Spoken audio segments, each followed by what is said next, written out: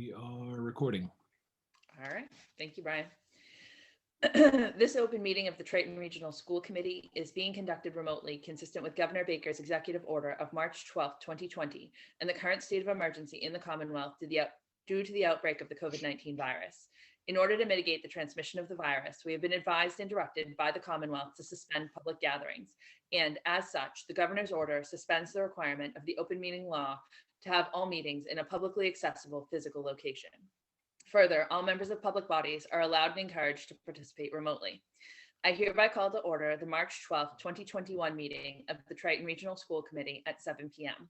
I am Narissa Wallen, Chair of the Triton Regional School Committee, and I would like to confirm that all members and persons anticipated on the agenda are present and can hear me. Members, when I call your name, please respond in the affirmative. Erin? I'm here and I can hear you. Thank you. Susanna? Hi, here and can hear you. Thank you. Paul Goldner? I'm here and I can hear you. There we go. Thank you. Maureen? I'm here and I can hear you. Thank you. Caitlin? Here and I can hear you. Thank you. Paul Lees, I believe I did not see him come in. Okay. Linda? I'm here and I can hear you. Thank you. Paul Mayette? I'm here and I can hear you. All right. And Kaylee Abbott Bishop? I saw her come in. I'm here and I can hear you. Thank you, Kaylee. Staff, when I call your name, please respond in the affirmative. Triton Superintendent Brian Forget. Here and I can hear you. Thank you. School Business Administrator Kyle Warren. I'm here and I can hear you. Thank you. Assistant Superintendent Kim Croto. I am here and I can hear you. And thank you. And I just realized I don't think I saw Dave McGee. Oh, I did see Dave McGee. Special Education Dave McGee. Yes, I'm here and I can hear you. Thanks, Dave. And we have some visitors tonight. So we have a contingent from the high school. First one is the high school principal, Patrick Kelly. I'm here and I can hear you. Thank you. And then I understand we have 4 teachers that will be joining him. Dan Boyle. I am here and I can hear you. Thank you. Aaron Dempsey. Is trying to get it. I think I saw Aaron come in. No, maybe not. Nope, didn't see her join yet. Okay. Tony McDonald Fine. I'm here and I can hear you. Thank you. And James Allen. I'm here and I can hear you. All right, thank you very much.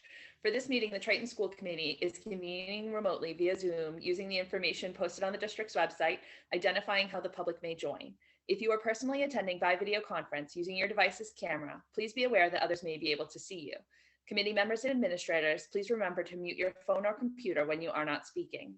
All supporting materials that have been provided to members of this body are available on the district's website with the agenda posting unless otherwise noted. The public is encouraged to follow along using the posted agenda. Each vote taken in this meeting will be conducted by a roll call vote. Please note that this meeting is being recorded and that anything that you broadcast may be captured by the recording. All right, so welcome to the May 12th meeting of the Triton Regional School Committee. I first want to welcome our new member, Susanna Copeland, who was elected last night to the open Rowley seat. So welcome to the school committee, Susanna. Thank you. Yes. And I guess this is a tough one, right? It's my last meeting as chair here. It was a rough day. I was anticipating coming in and saying, you know, thank you for allowing me to serve the committee for the past couple of years, and that it's been my pleasure to do so, and that I hope that I have fulfilled the committee's expectations of me in that role. Like I said, it was a rough day. I feel like there is a lot of division in the district, and I was going back and forth between being angry and being sad over some of the things that I was hearing today initially. And I guess I've just come to this point, and I'm going to ask as my last message as the chair of the school committee that people just move beyond this. we need to move away from sides, whether it was on a campaign, whether it was a specific issue that the school committee dealt with, and move to a point where we remember that the reason that we're here is for Triton. We're here for our communities. We're here for our community members. We're here for our students. We're here for the staff members. And I feel like the longer we're divided, the longer that we lose sight of that. And when there are personal attacks, when there are people feeling affronted, it does not reflect well on the school district. It's detrimental. We should be doing things and focusing on things that move this district forward. And I just hope that as a community, we can come together and do that.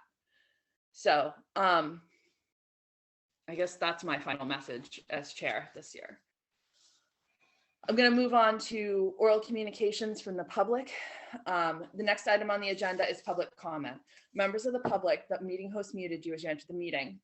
If you would like to address the committee, please indicate now that you would like to do so, either by raising your hand on your video call or using the raise hand option on the participant screen. The meeting host will unmute you so that you can address the committee. Please refer to the public comment policy language on the agenda when making your comments, and remember to speak clearly and in a way that helps generate accurate minutes. When you have finished speaking, the meeting host will mute you again. And I'll read aloud the section of on public comment on the agenda. Members of the public may address the committee for up to 3 minutes, longer with the permission of the chairperson. The committee will not engage in a discussion on topics raised during public comment, but may choose to add the topic to a future agenda. The agenda segment will be limited to 15 minutes unless extended at the discretion of the chairperson. All right, so I see one person who would like to speak at public comment, Matt Landers. Let me unmute you. Should be asking you to unmute. Yep, all set. Can you hear me? Mm-hmm. Okay, so I just wanted to, first of all, I burnt my face over in Raleigh standing in the sun all day, so I didn't turn my camera on. But I just wanted to congratulate Paul. Yeah, obviously he won, so 107 other people wanted him more than me, and we both, I think, ran great races. So congratulations, Paul. And just to speak to the division on the district, I don't think it does any service to the kids or the students to be divided. So I know Paul can't comment, but maybe he can. I just want to move past this and let's just work on making the district better and forget what happened in the past. So hopefully we can do that. And I would like to make a suggestion that you stay chair, Narissa, but I'm sure you're not going to want to. But thank you, everyone. And thank you, Paul. Have a good night. Thank you. Anyone else who would like to speak during public comment? Just trying to do a quick scroll through the video call. I don't see any other hands. Yeah, I don't see any other hands either. All right. Thank you. All right. So that moves us on to the next section of the agenda, which is the school committee reorganization for 2021-2022. So after the election each year, the next meeting, we have to take up the reorganization. We had part of this conversation in April. We have a set of policies that determine who would be eligible to serve in certain positions. And then of course, we need people who are willing to serve in those positions as well. So we went through in the April meeting and just determined, because it's not always easy to tell who's eligible, because sometimes experience prior to the school committee can make you eligible for certain positions. So we determined who is actually eligible and who would be willing. So for the chair position, which is the first one, and then I will hand the chairing of the meeting over to the person that becomes the new chair. There were 4 people that were eligible. That would be Paul Lees, Linda Litkowski, Maureen Heffernan, and myself. When they were asked about interest at the last meeting, Maureen was a hard no. And let me know if these things are changing, but I'm just going from what was said at the last meeting. Paul Lees was a last resort, absolute last resort. Linda was a maybe, which, you know, unfortunately, sometimes the maybes are what get you in trouble. And I was a hard no as well. So with all that said, I would nominate Linda to be the chair for the upcoming year. I'll second the nomination. Maureen. All right. I think we Thanks, should also Maureen. note that there's a reason why Paul's late. That all makes sense. Yeah. I Guarantee there's no thought about that. It's in the I didn't- recording. I'm hedging my bet. I didn't want to say anything. All right. Any discussion on this? Okay, I need a roll call vote then, please. Erin, Yes. thank you. Susanna, Yes. thank you. Paul Goldner, Yes. Maureen, Yes. Caitlin. Yes. Paul Lees is, I think, still not here. Nope, still don't see him. Okay, Linda, Yes. good. Paul Mayette, Yes. thank you. And I'm a yes as well. So that makes it unanimous. Congratulations, Linda. Good luck on your new chairmanship. I will be of all help to you that I can be. And I'm gonna turn the meeting over to you now and you get to run the rest of it. Oh, great. Thank you. I'm honored and privileged to be the chairperson of the Triton School Committee. I just wanted to make just a comment, and I honestly believe that this committee wasn't given enough credit for all the decisions that were made last year. I personally think we each individually thought we were all doing what was best for the staff and the students of this district. And going forward, that's what we will continue to do, is what we feel is in the best interest of our staff and students. Okay. Now we will elect a vice chairperson. So is there anyone who would like to nominate a chairperson? I was gonna apologize. I meant to send you the list of yes, no's, and maybes. Do you want me to read off who was yes, no's, and maybes for chair? I was gonna copy them and send them out to everybody, and then I totally forgot the yes, No, no's. It's okay. We'll see who would like to nominate someone. I have Okay. a nomination. I'd like to nominate Narissa as the vice chair. I will second that. All right. I'll Is- accept. I'm not gonna say no on this one at least. Is there anybody else that would like to be nominated? Would like to nominate someone? You have to go through with the motion now that you have one on the table. So motion, second, discussion, and then vote. And then you could come up with a second nomination if it fails. Okay. I'm new to this, so please I excuse know, me. I'm here to help. So we have a motion. Is there any discussion? Okay, we're gonna have a roll call vote. Erin, Yes. Suzanne, Yes. Paul Goldner, Yes. Maureen Heffernan, Yes. Caitlin, Yes. and Paul Lees isn't here yet. Paul Mayette, Yes. Narissa, Yes. and Linda Lukovsky, yes. Is there any other nominations for vice chair? No, you're good. You passed a motion, so you're all set to go. Oh, okay, You can move on to secretary. okay. Is there any nominations for secretary? I would like to nominate Paul Mayette if he's willing. I'd be I'll willing. second. yes. Any discussion? Is there any other nominations? Okay, roll call vote. Erin, Yes. Suzanne, Yes. Paul Goldner,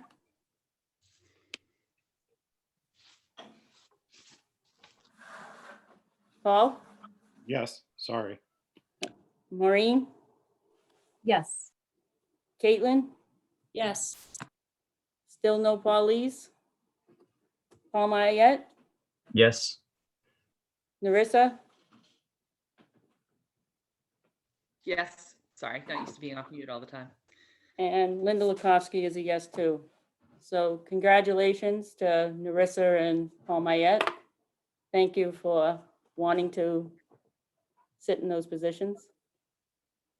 Thank The next thing on the agenda is the subcommittees. The only one that doesn't have a full committee is PNN. So Suzanne, at least until we form our new subcommittees, which will be at the next full committee, which will be in June, I'd like to assign you to PNN, just so that they all have full committees for this meeting. Is that okay? Yes. Okay. And what I would like to do is have your first choice, your second choice, and your third choice.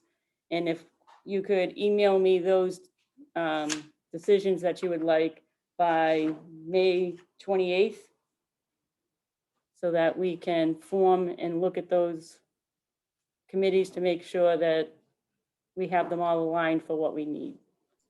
So that would be just for Suzanne, who is new. It would be policy and advocacy, finance, and personnel and negotiations. So those are the three. And if I can offer for Susanna, I'm happy to sit with you for half an hour and kind of go through what each of those committees do, and kind of give you a sense of where we're at in each of those so that you can give an informed suggestion. Sounds good. I know that, yeah, I've got Narissa there too, but that would be great. Thank you. Okay, the next thing on the agenda is the school committee schedule. Linda, can I interrupt you for 1 second? Certainly. Just going back, at the same time, CPAC Liaison is usually, it wasn't included in the agenda because it's not a formal appointment by the committee usually, but usually that gets solicited for interest at this time too. Yes, you're correct. I have that on my schedule here and I just went right by it. So also, if you are interested in being a liaison to the CPAC, if you could let me know that as well when you send me your decisions on which committees you would like to be on. We initially would probably like to have two, this way, if one or the other can't make it, you know, we have somebody at the CPAC meetings all the time. Thank you, Narissa. And the next will be the school committee schedule.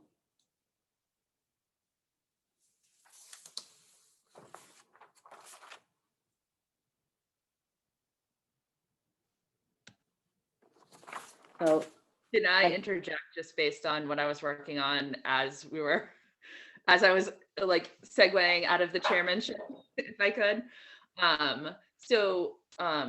So two quick things on the agenda or on the school committee schedule, just beyond what's printed there in front of you. We found out that Paul Goldner actually brought it to my attention when I was still chairing, that September 15th is actually Yom Kippur. So we traditionally have tried to stay away from kind of the major religious holidays. So after having talked to Brian, the recommendation was to move that to the 22nd of September. So we'd still have the workshop earlier in the month and keep the tentative on the 29th, but it would move the business meeting for September from September 15th to September 22nd. And the other one, because it left people in somewhat of a crunch today, and I know we've talked about this in the past, but hadn't implemented it in the schedule that was in the agenda packet, was to take this meeting, the meeting immediately after the election, and actually move it out a week, because people end up in a crunch trying to get sworn in. So literally election closed at 8 o'clock last night. And if you're reelected or as an elected member, you have to go get sworn in.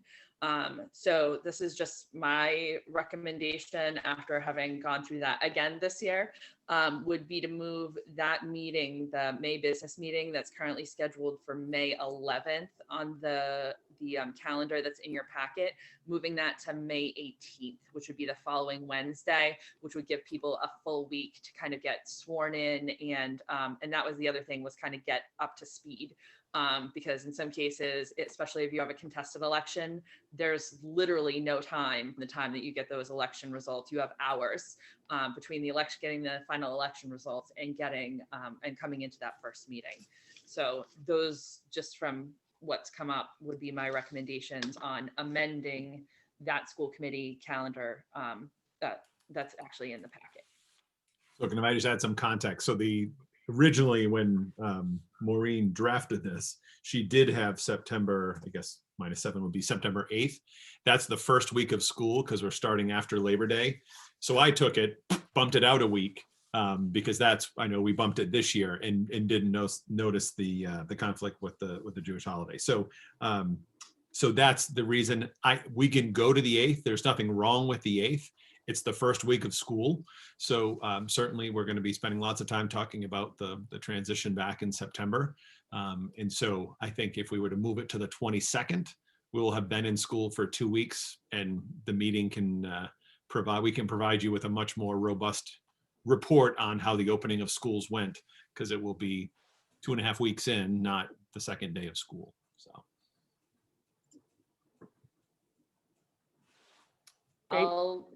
I can make a motion to approve the meeting schedule for the 2021-2022 school year for the Triton Regional School Committee as amended. I'll second that. Okay. Any discussion? Okay, we'll have a roll call vote. Erin? Yes. Zan? Yes. Paul Goldner? Yes. Maureen Heffernan? Yes. Caitlin? Yes. Is Paulise here? Nope. Paul Mayette? Yes. Narissa? Yes. And I'm a yes as well. Great. So we'll get, Maureen can update that, and we'll get that corrected document posted on the website, and also get these loaded into the school committee category on the Google Calendar as well. So those are posted for the year. Very good. Okay, the next item is the consent agenda, and I'll read the donations. A monetary donation was made by Newburyport Bank in the amount of $90 from the proceeds from the farmers market. A donation of recess items, chalk, jump ropes, ankle jump ropes, and skip balls was given to the Salisbury Elementary School by the Salisbury PTA. A monetary donation was made by Crafting Minds in the amount of $120 to purchase instruction materials for dyslexia. And a services donation was made by the Salisbury PTA in the amount of $1,200 for a motivational speaker, Chris Poulos. I'll make Narissa, a motion. Yeah. Can we have a discussion on a couple of those donations, or do we have to make a motion first? Best thing to do would be make a motion, get a second, and then put that in the discussion for the vote. Okay. So I'll make a motion to approve the consent agenda. I'll second. Okay, any discussion? Now this is where you would have the discussion on it. Mm-hmm. Do you know what the motivational speaker, Kim, is at Salisbury? I only know because I was there the day that he was there. I believe he is a gentleman and he is a motivational speaker, but he does so on his BMX bike, and he talks a lot of yeah. And he was doing amazing things on a bike, really encouraging the kids to continue to pursue their dreams and stick with things and face the challenges. And he did it on a bike, doing tons of tricks outside, and the kids loved it. So it was pretty exciting because I was actually there, and I just happened to hear him and watch him. But Erin, do you have any more? I'm sure you heard a lot about it. So actually, I took the kids, they invited the remote kids to be able to come because it was outside. So I did take the kids over for during the 5th and 6th grade session. And he did talk a lot about finding something happy, you know, do three things that make you happy each day. He talked about being kind to each other, as well as making sure that if someone is not kind to you, that you don't react the same way. And they said he talked about if you're having a bad day, sharing your bad day with others causes them to have a bad day too, if you're not being polite and kind about it. So he kept their attention by doing the tricks on the bike, but he was talking to them the entire time about those growth things that they needed to hear, that they need to have reinforced, that sort of thing. So he did a really great job with the kids. They had 3 sessions in the day, so they had the kids broken down into 3 groups, and he did it outside around the flagpole. Very good. The other question, Kim, was about the instruction materials for dyslexia. If that is something that Salisbury finds helpful to them, is that something that can be offered to the other 4 schools? Yes, we are absolutely first of all, I'm not quite sure exactly what that resource purchased. I have a couple ideas, but I'm not certain what that was for. But we absolutely have been, over the past year, increasing our resources to address dyslexia. And I'm actually working with the reading specialists to bring to the committee some language around a policy about our actions to screen as well as address students who have dyslexia. So that's great to hear. Yeah, it's actually a bit like I will look into that, but we are purchasing supporting materials, but even larger than that, coming up with, like I said, some verbiage that will actually hopefully be adopted as a policy within the district, as well as resources. Yeah, because I see these donations come every month, and different schools get different things, and I just want to make sure that if it is working in one of those schools, that we're making every effort to make sure that it's offered to all the schools. Yeah, I agree. Yeah. Okay. Kaylee had her hand up a minute ago. Yeah. It was just along the comment of that assembly actually happened when I was a student in elementary school. And I'm not sure if it's the exact same gentleman or not, but I still to this day remember that program. And it was phenomenal for when we were that young to see someone who had overcome everything. And it was just a really good program. So I'm super excited to hear that it's still happening. Yeah. I believe it's still the same guy. And I think that's wonderful. And I don't know if they go to if he goes to all the schools, which would be a shame if he's not being offered to the other schools as well. Okay, the next item on the agenda is our student advisory report. Kaylee? Hang on, you need a roll call vote first, Linda. Excuse me.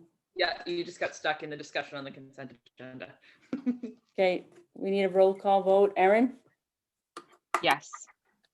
Susanna? Yes. Paul Goldner? Yes. Maureen?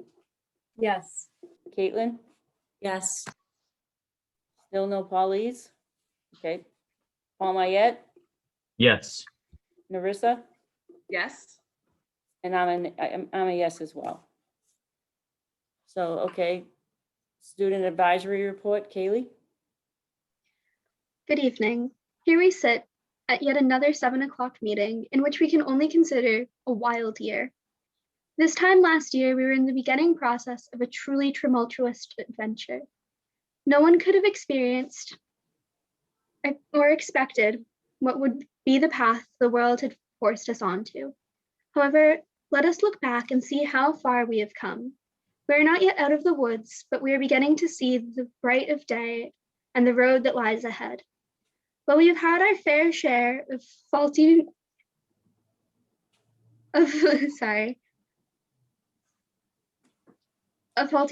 roads, and fallen branches, we have forged ahead and created our own path.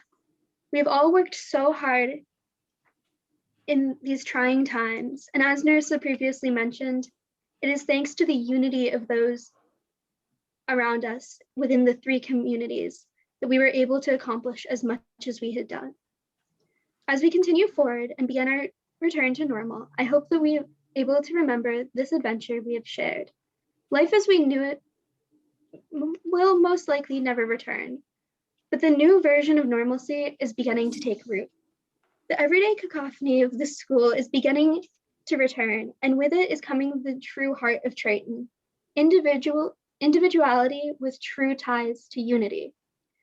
Within the school, we are beginning to see every single little thing that makes Triton what Triton is.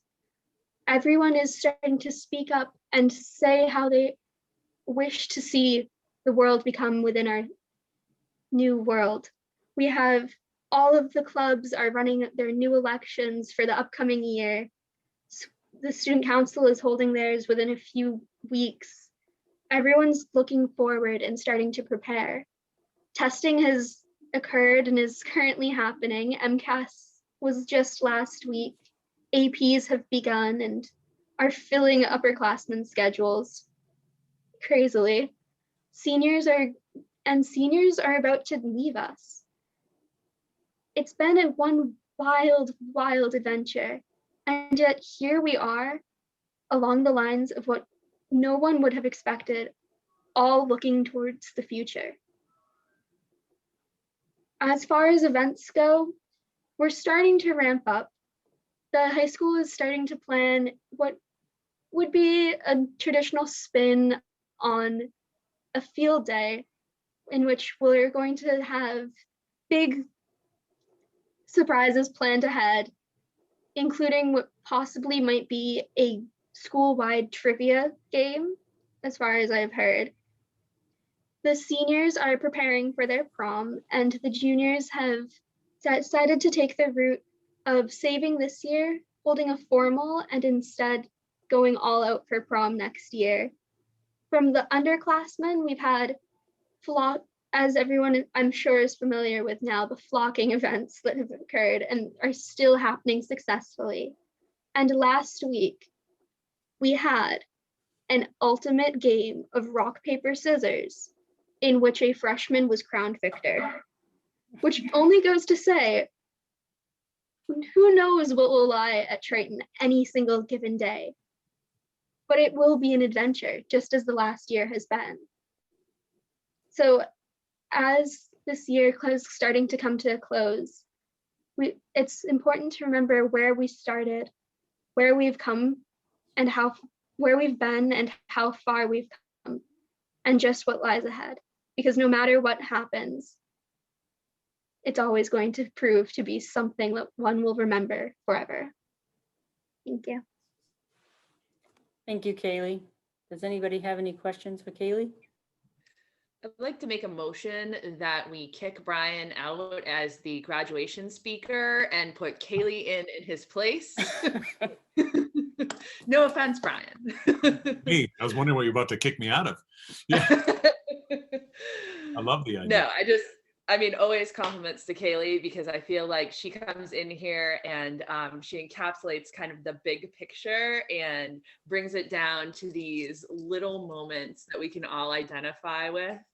And you paint pictures with your words that I just love, because I feel like I can see it and I'm there and I'm laughing along with you. If it's funny or if it's sentimental, you know, I'm feeling that too. So well done, Kaylee, as always.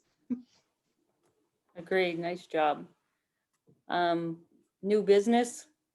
Does anybody have anything that they would like to add to the future agendas? Maureen? I have one thing I just wanted to raise. I don't know if it necessarily needs to be on a future agenda, but if anybody's taken a look lately at the school committee page, the profile page on the Triton website, it's really old and needs a lot of updating. I think the last group photo is before Aaron even joined us. So I'm willing to help get everybody organized to update their bios and profiles and, figure out what we can do for photos since we don't have the photographer that comes anymore.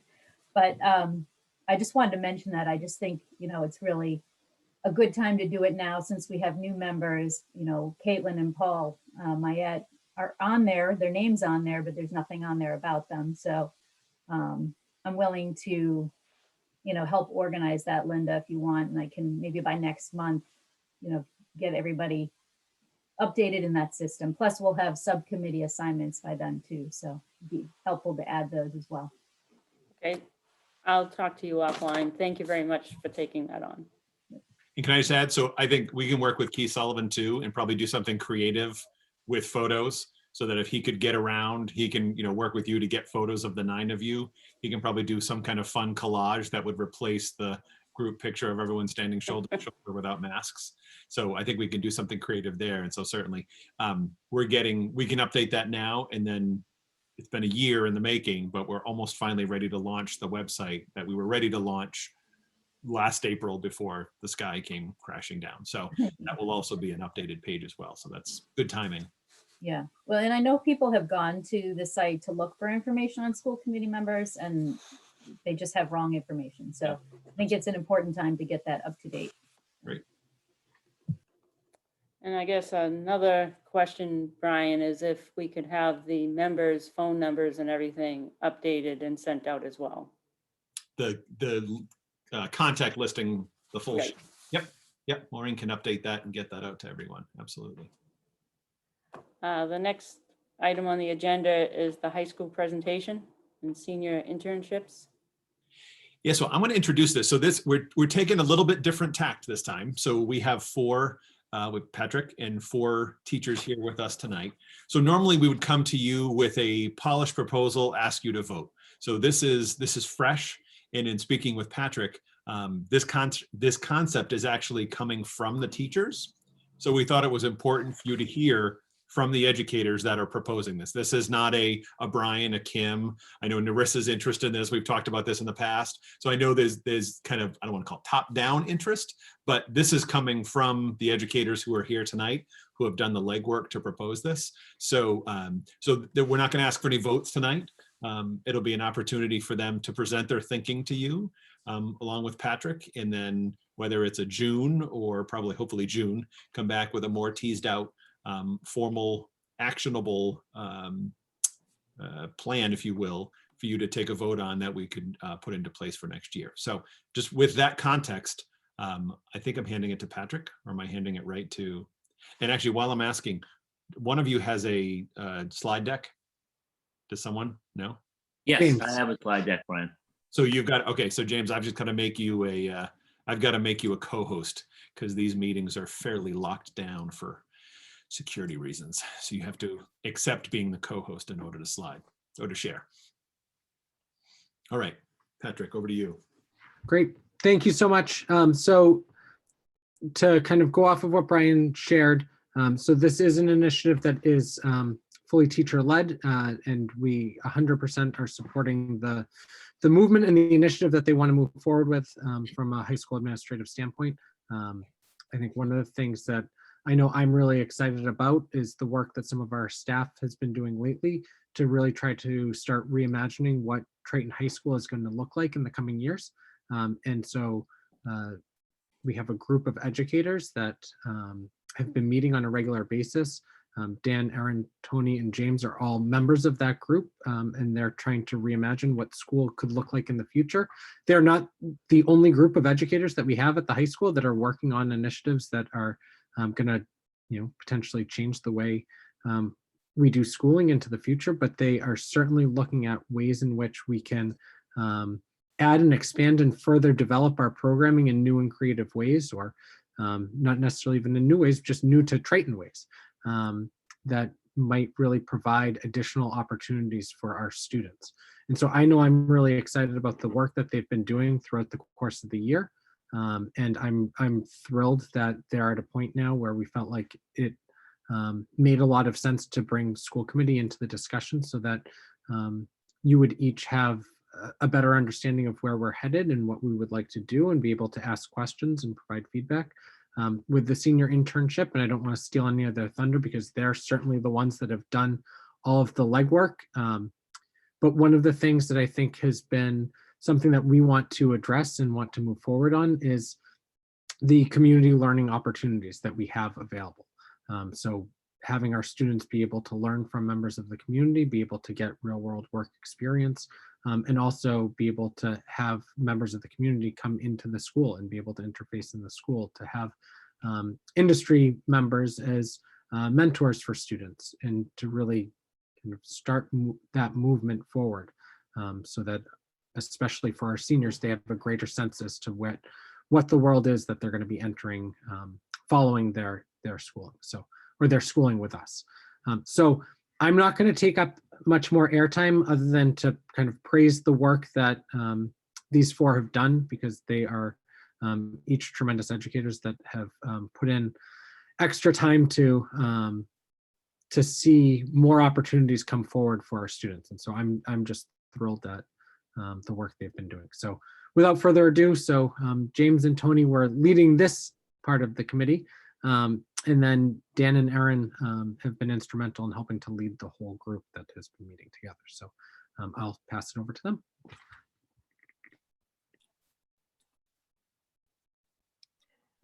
All right. Dan, would you like to say something first, or should I dive right in?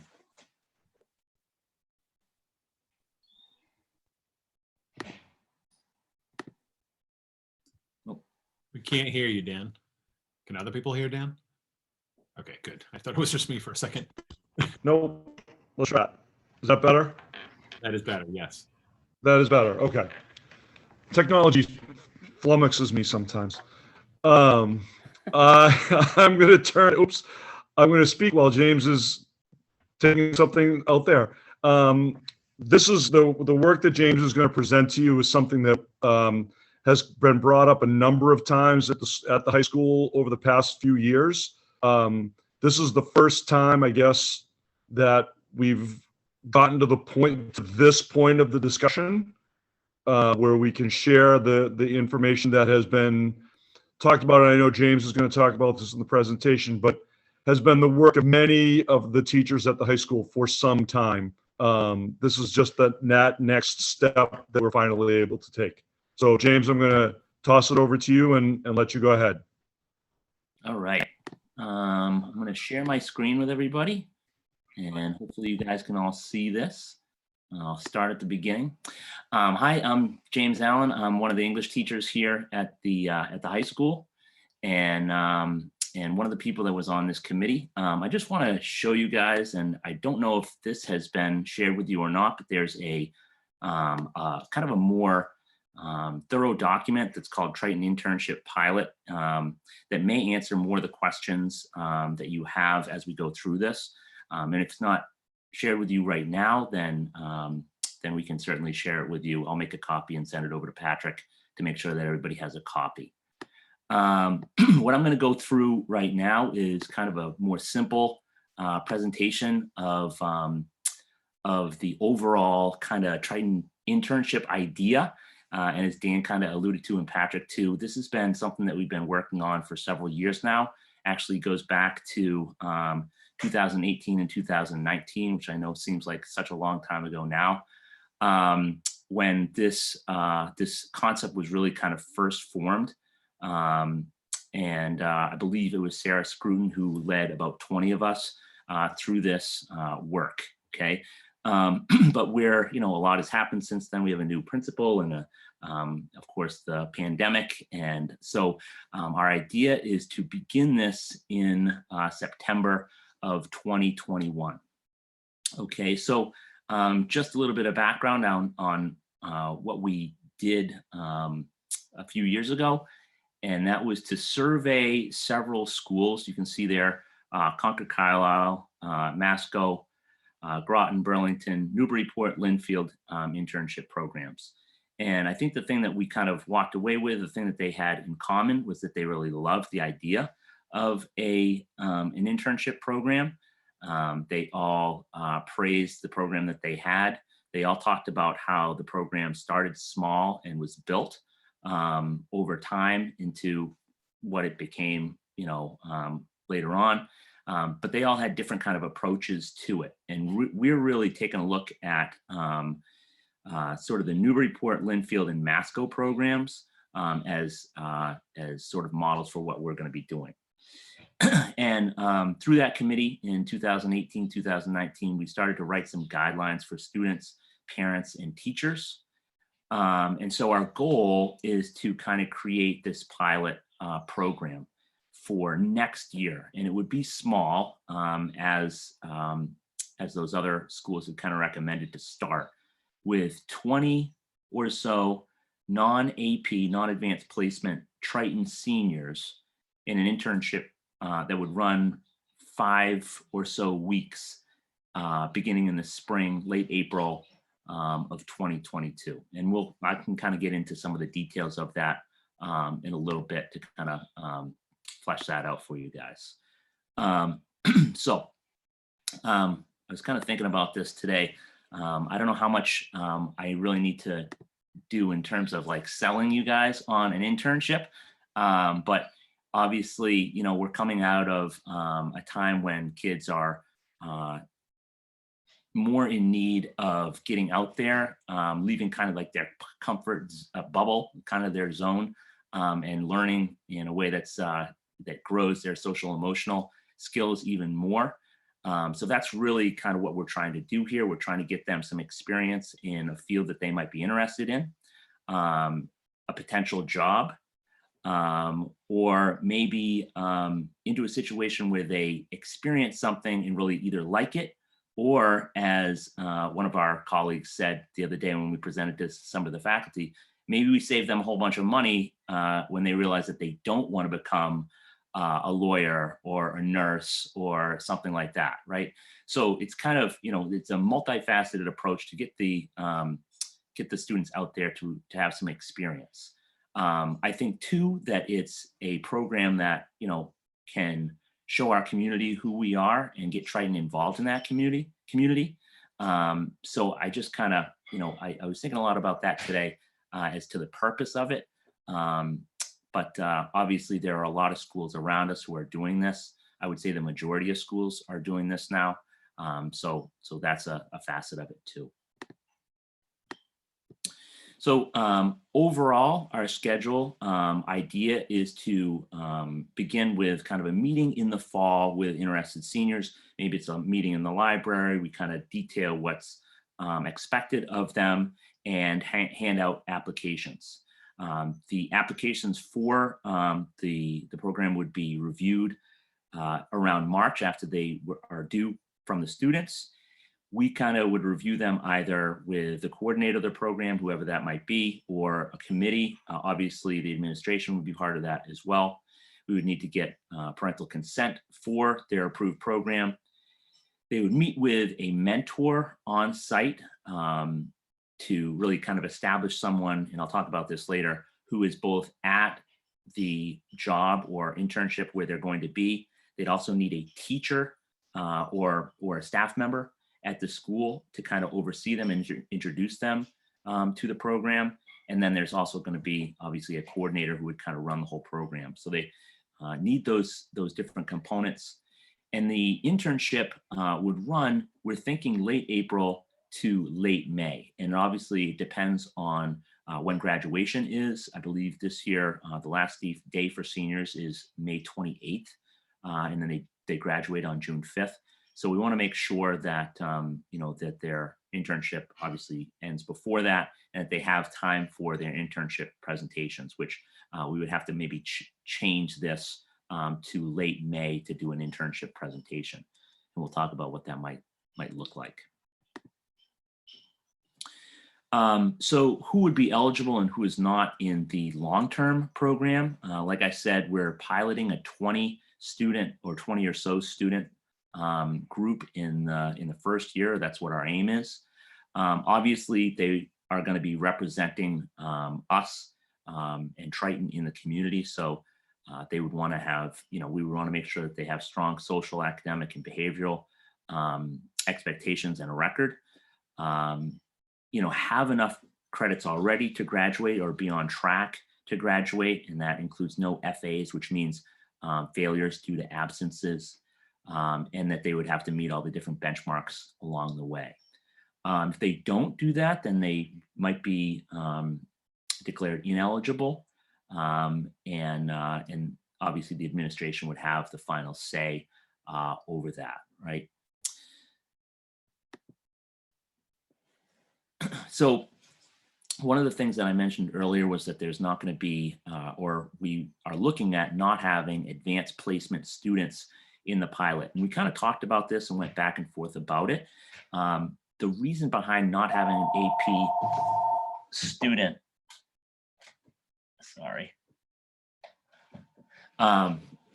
not having AP students in the pilot is kind of multifold, right? So AP students are typically taking their tests at the beginning of May.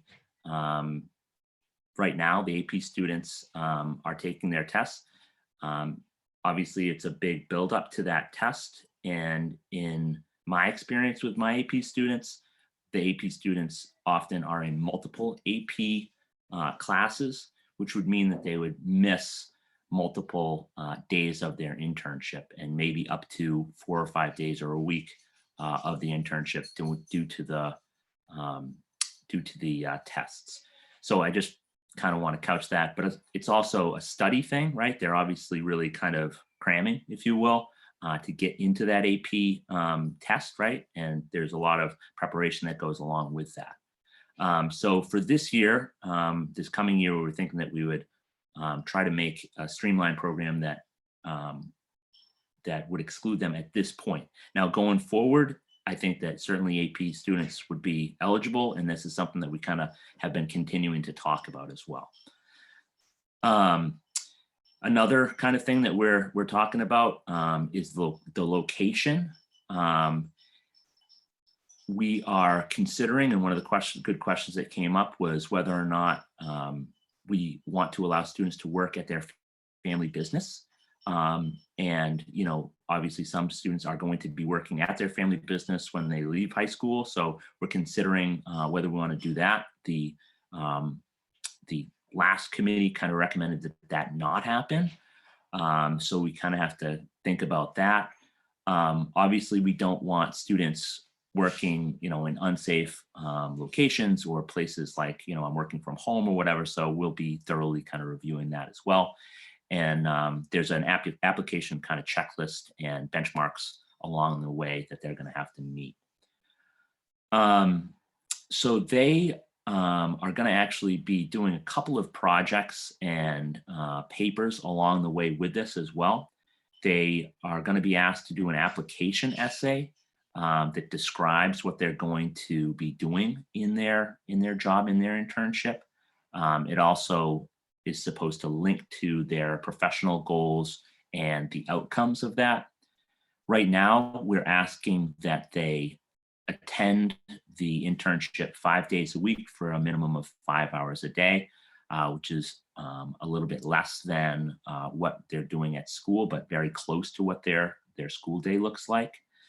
And then they're going to be doing a final kind of essay at the end of their internship, as well as a presentation, kind of like an old school, like what I think of as like the science fair trifold kind of presentations is what we're thinking as well. It might be more technologically savvy, for them by the time we get it. In terms of oversight and who they'll be looking to and working with, they'll have someone that they will need to detail as to who's going to be with them at their job. Again, at this point, we're looking at it being someone other than a family member. They're going to be someone who approves their hours, who checks off and signs off on their hours, both by the middle of their internship and again at the end. They'll also have either a Triton staff member sponsoring them or assigned to them if the staff volunteers to work with a student and doesn't have a specific student that they're working with. They're going to have to meet certain check-in times with that Triton staff member. And then there will be someone, or we're anticipating that there will need to be someone who kind of is the liaison and the coordinator for the whole program, that is kind of plugged into the community, but also checks in and make sure that everybody is meeting their benchmarks along the way to the internship.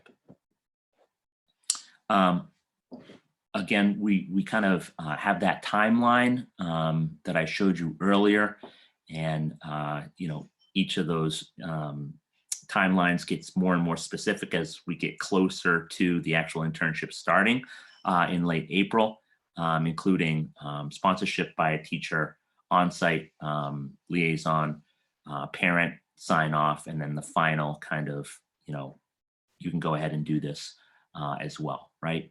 And I sort of talked a little bit about the community outreach component as well. I think that this would be beneficial, obviously, for the students, but for Triton to be out there as a school. We always talk about wanting to show our best face in the community and reach out and show who we are as Triton. I think that this would be a great opportunity for that. Along the way, we're not just kind of like letting these students go out to their internship and not having check-ins, but they're going to be required to send weekly updates to their Triton mentor. And it says TBD there because that will be something that we're hoping staff will guide them with and be with them along the way. And we've gotten a pretty good, we've gotten good feedback from our staff already about that. And then this is just kind of some of the final requirements that they're going to be asked to do, which includes a final paper, the final project presentation, which will then be exhibited at the fair, and a final on-site evaluation by their liaison who's on the job. So we kind of talked through this. I think, and Dan can correct me with us, we presented this to a number of people, and we kind of got some feedback about this from our own group, from Patrick, from some staff that kind of checked in and wanted to hear about this, and then from the whole high school staff when we talked about this at a faculty meeting. I believe it was last week. And we kind of had some questions, for them and for all of us to consider. Most of this stuff we've gone over. We're still considering the money aspect. Should students be able to make money at their internship? And can they work at a place and also intern there? I think of like Market Basket. If you're a cashier at Market Basket, could you also be kind of shadowing or interning as, a manager or, a buyer, a chief buyer or something like that? So those are some of the things that we're still considering and questioning. I think that Patrick and Brian both talked about how we're kind of still looking for some feedback and kind of be developing, we'll be developing a final plan to bring to you soon.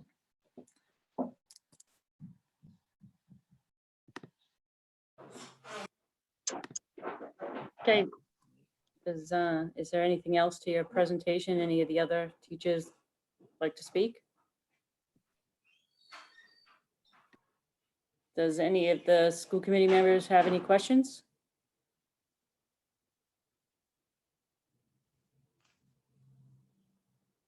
Paul Goldner? So I just want to say that this looks like you've done your homework, and I like the model that you're presenting here. I definitely like the short-term, high number of hours model as a meaningful internship for students. And I love that's the route you went. And I see that in school and out of school mentor, which I think is great because you get that sort of connection. Are in the building? Are you on track? Are you doing the things that we are expecting you to do as Triton? But you're also getting that person out of the building helping you on the job site, and that's great. My one sort of concern in what I saw would just be those on-site check-ins by the Triton mentor might be challenging for non-senior teachers, particularly. If you have teachers doing mentors who have classes of, all seniors, it's easy to say, okay, I'm heading out during that block where I would normally have seniors to go check in on my mentees there. But for teachers who don't have that, it might be a challenge. But other than that, I really like what you're presenting here. Thank you very much. Erin? This might actually be a question for Brian and Kim. Can we talk a little bit about what the time on learning requirements, how the internship would, obviously it looks like it's going to replace that if the kids are going to be out for 5 weeks for 25 hours a week. Are they going to school for the rest of the day for those hours? Is it shifted so that they are partly in school? And then obviously other schools are doing this so that DESE must have some sort of regulations over the allowances. Can you speak a little bit about that to us? So it's, I can't give you lots of detail, but I can tell you that yes, hours in an internship count for hours on learning. So just like a senior can have 12 less days of school than juniors, sophomores, and freshmen by law and still be considered a complete year. So there are parameters, but yes, the hours, hour for hour, not a full day, but the hours for hours do count towards time on learning. So that is a consideration where if it's 5 hours a day and the typical high school day is, call it 6 hours of time on learning, then there is a differential there of an hour that has to be counted for them in order to maintain that same time on learning. But internship hours do count for time on learning. And as this proposal progresses, we can certainly get the specific details and references to statute and DESE regulation that outline that. Is there any other questions from Narissa? Sorry, I seem to have lost my raise hand button because I'm a co-host on the meeting right now. So I'm going to have to do the video raise hand for the rest of the meeting. So first of all, kudos to everyone that worked on this, because I think this is phenomenal and I think this is needed at Triton. It's something that I've kind of looked at in a long time, looking at, I particularly talked with families, with students at Masco and at Newburyport, and had just heard some really, really good feedback from this about how it kind of answers that question to a large degree of, I'm doing all this learning, what am I doing it for? Because sometimes there's not that real world, I guess, connection between, what we're learning in math class and how you're going to apply that down the road. And I think a lot of students kind of struggle with that idea. And I think it's also great because it's a motivator for students. I've heard that a lot as well, that they know that, this can be ahead of them if they're doing well. So huge fan of this. So I guess a couple of questions on this. Have you identified businesses yet? And do you have, are you intending to kind of have avenues open with specific businesses where you're courting them ahead of time to see if they would take mentors on? Or is this going to be we have 20 people, they've identified these 20 types of business, industries, however they're identifying, and then you're going to go look for those businesses? Yeah, I think it's a little of everything, Narissa, because we're going to be starting this off from the ground up, which is why, we're going to be starting with 20 seniors, right? So I think the idea would be, and that's why maybe we have that long time span between September and March to maybe have those kids go out, and put it on them and be like, all right, you want to be an architect? Let's go find an architectural firm that will work with us, right? At the same time, that's where we would like to identify a coordinator who is kind of plugged into the community, right? And is able to make those connections. And we talked about maybe making a connection with the Chamber of Commerce, right? Why not make a connection with another group, right? That's already got some of those connections out there, right? or an alliance or whatever it is, right, within the communities or Newburyport or, kind of the greater area. So I think putting it partially on the kids to get them to go out there and do it is an even bigger thing and might help them find stuff because, they're in the community already, and maybe even using some of those connections that we have with who are businesses who are led by kids' parents at the school already. And if you don't want to do it, because your parents are, the business owners and you don't want to be, the son or daughter who's doing it, well, maybe they can offer it to somebody else. So I think it's kind of like we're trying to cast a wide net in the first go round. Yeah, I think that was one of the kind of hurdles that I had heard on other programs was getting that. So I think that's a really good approach. And I would also throw in there, we have a lot of Triton alumni that have stayed in the area. And I think they're great to tap into as well, because they've gone into a wide variety of fields. And I think, some of them own businesses, but some of them could also be ambassadors into businesses that they may not own, but they may, have worked there for a while. So that might be another avenue that you would kind of look at. My other question too is that I think I mentioned this, that I had heard from families who had experienced other programs that this in some cases caused their students to stretch. I know that you have kind of this very high academics, high behavioral. Are there, not for your initial 20, but down the road, are you just looking at the potential of if you have a student that this could be their stretch goal, right? That brings them, I guess, inspires them, right, to kind of up their game where they could get into something like this? Because that was, again, one of the things I heard. It's not necessarily going to be your people who are going to be, a lawyer and they have that laser focus on that already, but it's somebody that has, 2 or 3 ideas. They think they're interested in these things. And they really just need that impetus to move forward, and that this could be it for them.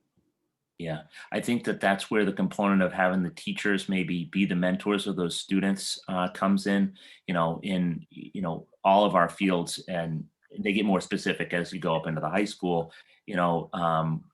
Sometimes the students' favorite classes are those, specific, seminar kind of classes.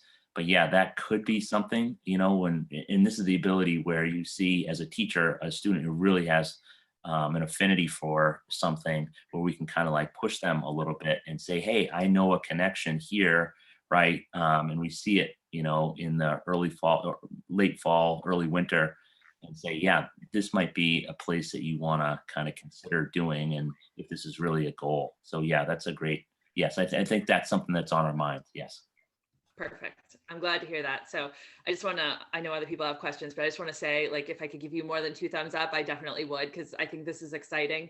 And I'm really glad that this came in front of us. So thank you all for your work. Erin, did you have, I know I had cut you off before. Did you have another question? I'm sorry. I did actually have a couple more, but I think I can wait. So let Kaylee go. Kaylee? So this is more of, it's nice to see this being talked about now, because we have always had the work study program at Triton for the last 30 some odd years. And if it wasn't for that program, I may not be the liaison for this school right now. When my mom was a student at Triton, she went to the principal and convinced him to let her do an internship in lieu of the work study program.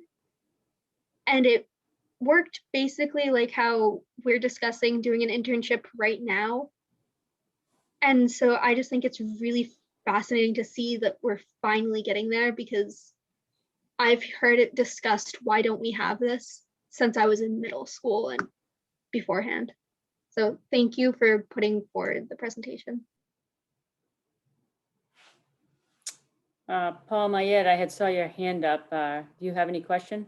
Yeah, Narissa made the point that I was hoping to make, just thinking about students who might not qualify based on those criteria, but would benefit from this.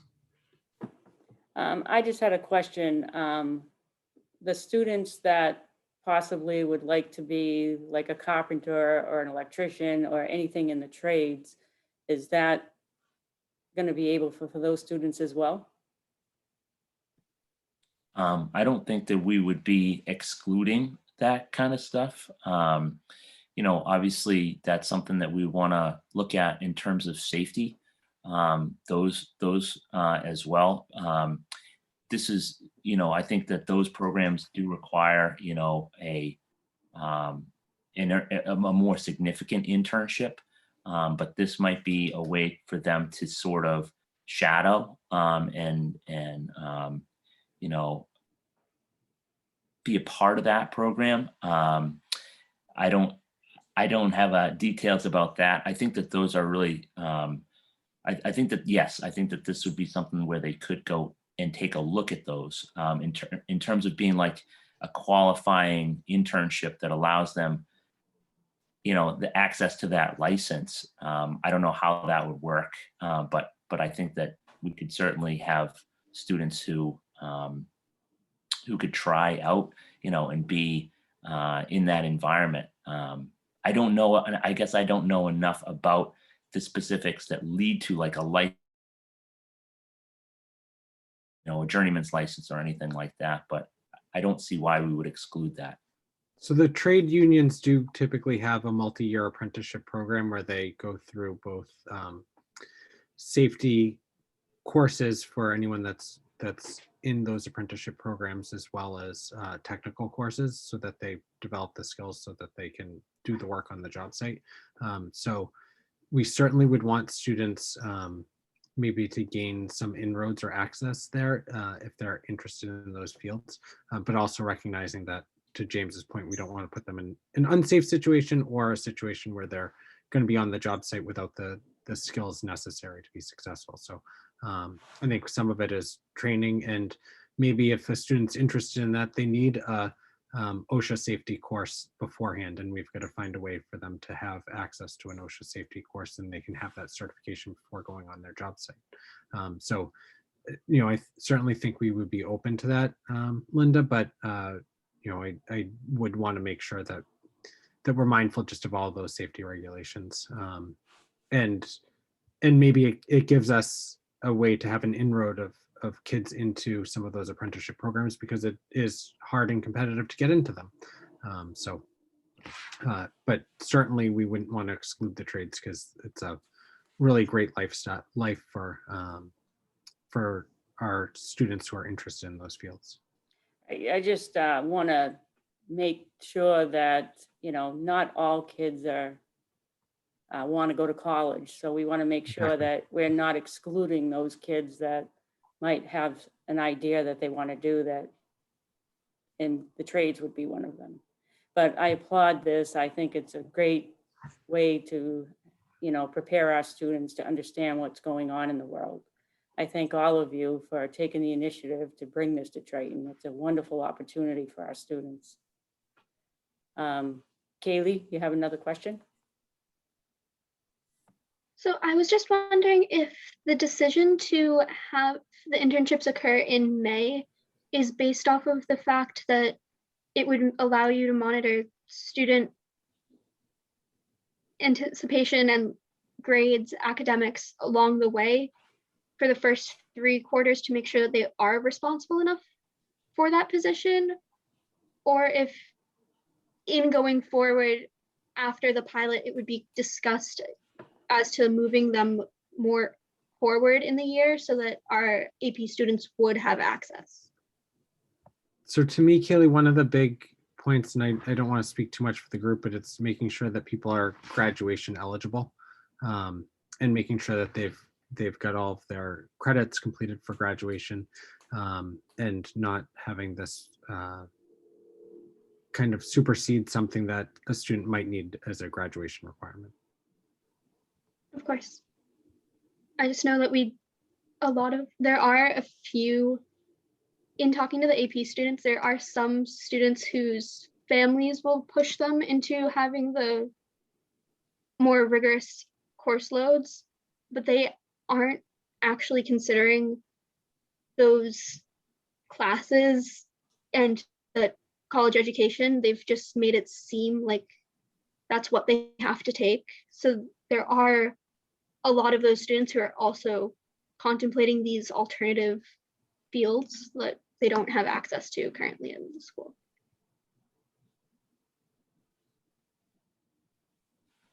Erin?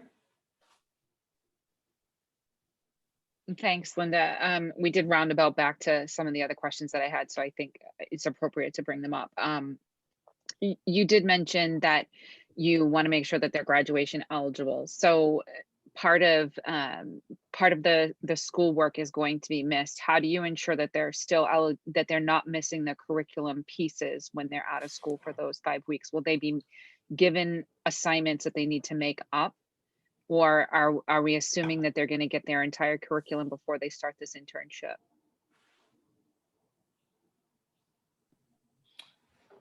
Aaron, so we did talk about this. So this is going to be, this would have to be in an agreement that the teachers of those courses that have those students in them would have to either accelerate their students'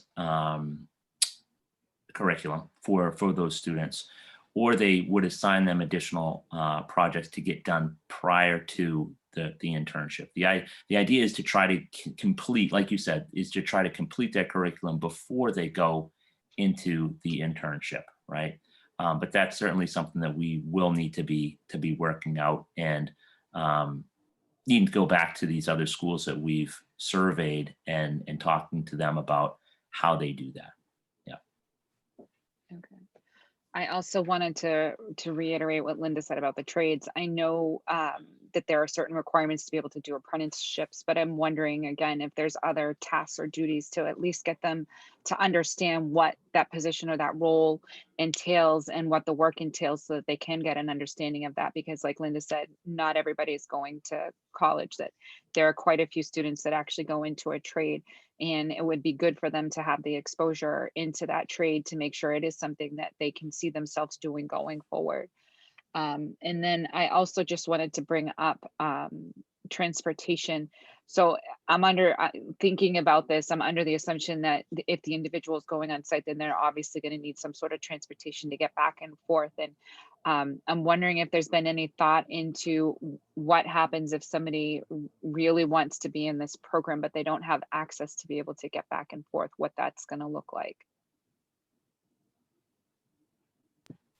So yeah, you're right. At this point, we had detailed that the students would need to find their own transportation. I'm not an expert on what we can or what we have to provide to them in terms of that, but that's what we had talked about as a committee.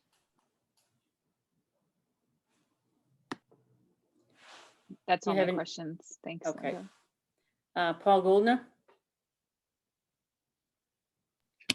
Yes, I was just going to say that, you know, I have seen this worked around, this sort of program worked around APs and AP courses and AP exams, so I know it's doable. So it seems like there's got to be a way to work around that with those students as it gets expanded outwards. It may be a challenge, and it may be some sort of like limited internship maybe because of those exams and those days missed for students taking 3 or 4, but I'd love to see it eventually made eligible for all students there as well. And then the other thing is that presentation you're talking about at the end, you mentioned like a trifold sort of presentation. Like, is that going to be sort of science fair-esque where people wander around and look at different presentations, or are you thinking more of an individual presenting for a while to a collection of faculty? Yeah, I mean, the actual trifold thing is how I kind of envisioned it and how it was described to me. But as far as, yeah, it would be something that happens in the gymnasium, in the library, something that would be a presentation that people, students who, are freshmen, sophomores, juniors, go around, take a look. Faculty, you know, I don't know if we might invite the community members in, the people that we worked with, you know, potential additional community members that might want to offer, you know, a place where the internship could take place. But I not like, you know, up on stage and then present to a group or anything like that. It would be kind of a wander around kind of fair showcase kind of thing. And I think as far as the AP idea, I think absolutely in the future we want we would love for as many seniors as possible to be a part of this internship program. Right. I think has been talked about a number of times. Paul, is that who's talking is Paul? Has been talked about. Did I lose you again? It's Dan Boyle, his connection. As has been talked about a number of times. It might help to shut off his video and just talk More without the video on. students need to be able to take advantage of this rather than fewer. So AP students for sure would be a part of this at some point. Sorry, Dan, we're still having Did trouble you hearing not? you. I'm sorry. I was talking about answering Paul's question about AP students that I not come through. We're still having trouble hearing you. That's what I'm going to try and do. Is that better? Yes, Yes, no?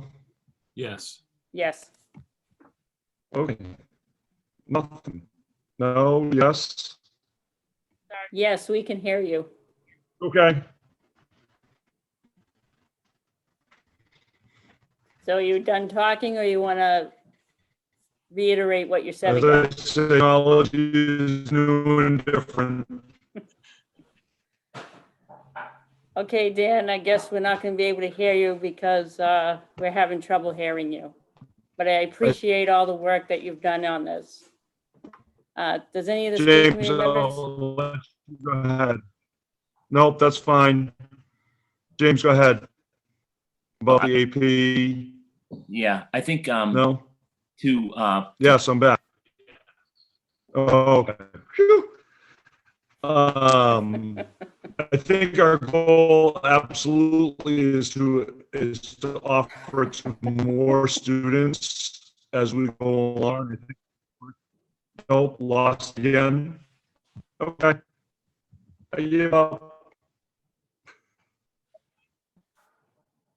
Okay, I think he was talking to Dan to Paul's point there about absolutely we do want to add more AP students in over time. I think the idea of the pilot is to try to eliminate as many potential stumbling blocks as possible. And I think Paul, you were right on. We do want to open it up to AP students and as many students as we can eventually. It's more about trying to remove those roadblocks the first time around. We want to get it right.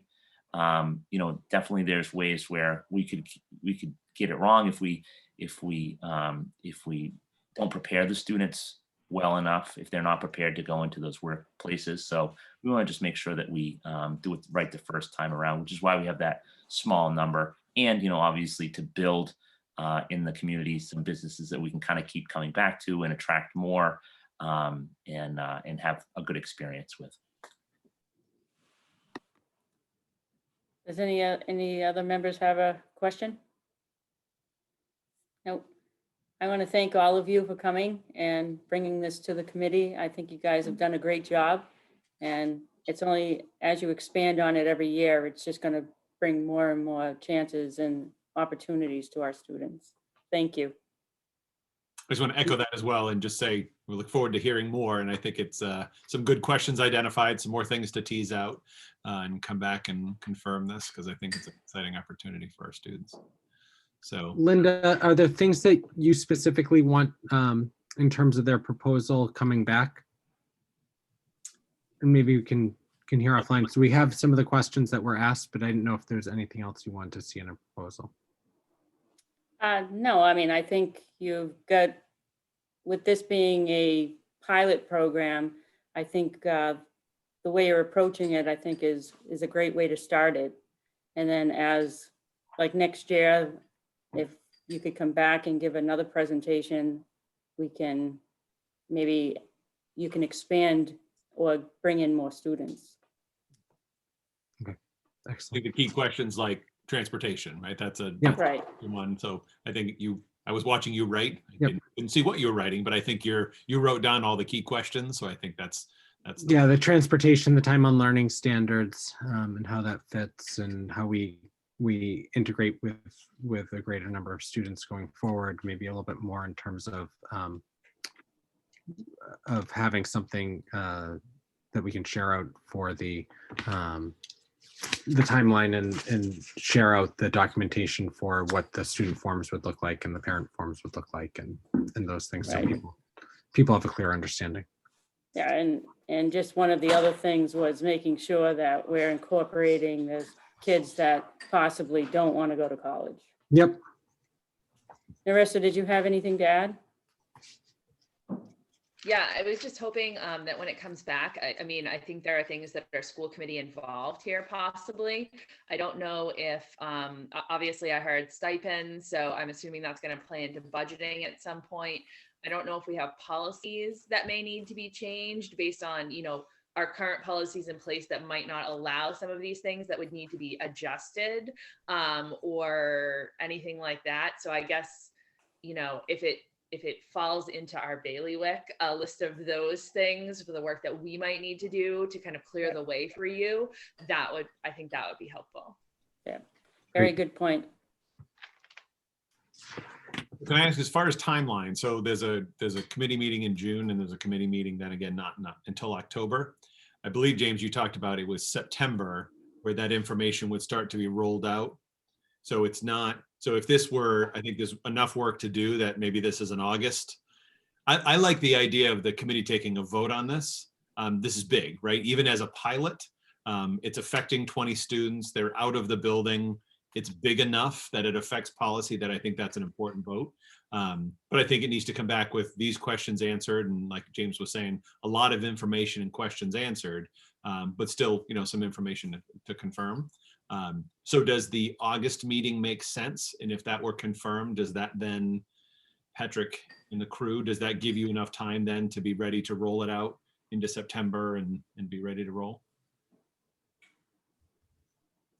I would say that if we have approval in August, that we will be ready to roll in September. I don't want to speak for the rest of the group, but I think that as long as we have approval prior to the start of the school year. Okay. Yeah, and I would say, I mean, I don't think there's anything. All I'm hearing tonight is everyone loves this, so I don't see any roadblocks. I think there's some questions to answer, and I think you can easily answer this. So great. All right, we'll use that timeline. Fantastic. Thank you, everyone. All right. Thank you. Thank you all for being here. Thanks, James. Thanks, Tony. Thank you. Thanks, Dan. Thanks, Patrick. Okay. The next thing on the agenda is the general COVID updates. Yes, so I will go through this quickly, and I'm going to kind of end up covering my superintendent's report at the same time because a lot of the things I'm going to talk about are included in my report. So just by way of updates, you get information as cases are happening, and obviously case counts are way down. Case counts are down across the state. Yesterday was the first date since June of 20 that there were no deaths recorded in the state. So certainly everything is trending in the right direction. That is following suit within the district as well. So as always, dashboard is updated real time within hours of a case being identified. That dashboard is updated. However, I want to continue to remind families, lots of talk, lots of debate. We now don't have a mask mandate outdoors within the state of Massachusetts. That has caused lots of debate and angst for some, but families need to understand that the guidelines that are coming from the Department of Ed, which are based on by the Department of Public Health, also are governing the Mass Interscholastic Athletic Associations, the MIAA, the EEA, all of the guidance about outdoor sporting, indoor sporting, school-based athletics, community athletics, everything school-based. We are still, the guidelines require that masks are worn both indoors and outdoors. So I just want to encourage families that we understand the frustration, and especially when you can go somewhere else and walk down the road without a mask on. At all times, we do still require masks. That's for in the school building, that's outside the school building, all the same qualifications that we put into place and all the modifications and requirements we put into place early in the year, those still exist. It's hard because now families can make choices as private citizens, but unfortunately that has an impact on us potentially. So I would just ask everyone to hold tight. There are 5 weeks from tomorrow to the last day of school on June 17th, and it's working. We're in school, wonderful things are happening. And I really want to keep it that way. So I'm just requesting everyone kind of doubles down on their commitment to making sure that we're staying masked. We are, doing our part. Certainly, mask breaks are happening. I had some conversations. I'm going to do some reminding because I think there are still some students, both young and old, who feel like even at a mask break, they're not allowed, they're afraid to take their mask off. So to do some work to make sure people are clear when there's a mask break, it's completely fine if you're 6 feet away to have your mask off. But certainly there are many who choose to leave it on, and that's certainly something that's their choice. So 5 weeks, let's double down, let's do this. We can stay in. As far as new quarantine procedures, again, this is outlined in my report. The Department of Ed came out with new requirements or new guidelines that in essence say that if you are the 6 foot standard for close contacts is going to remain except for within a classroom or bus setting. So in a classroom setting, which we're saying is a structured seated learning environment. That could be a music classroom, that could be a physics classroom, that could be a first grade classroom. If you're in those classrooms, unless there's some other guidance that supersedes, a close contact is still someone who is within 6 feet, but we're only quarantining those at 3 feet or within.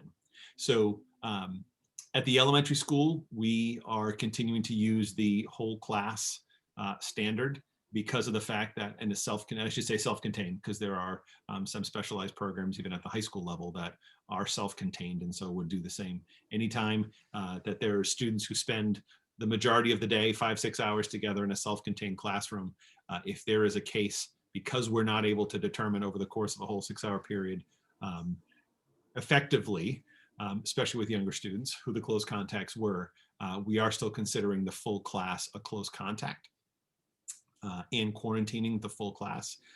All other locations, all other grades, we're using the 3 foot standard for quarantining. So again, parents would still be notified that they were a close contact because they were within 6 feet, if that were the case, but only those at 3 feet or less would actually be required to quarantine.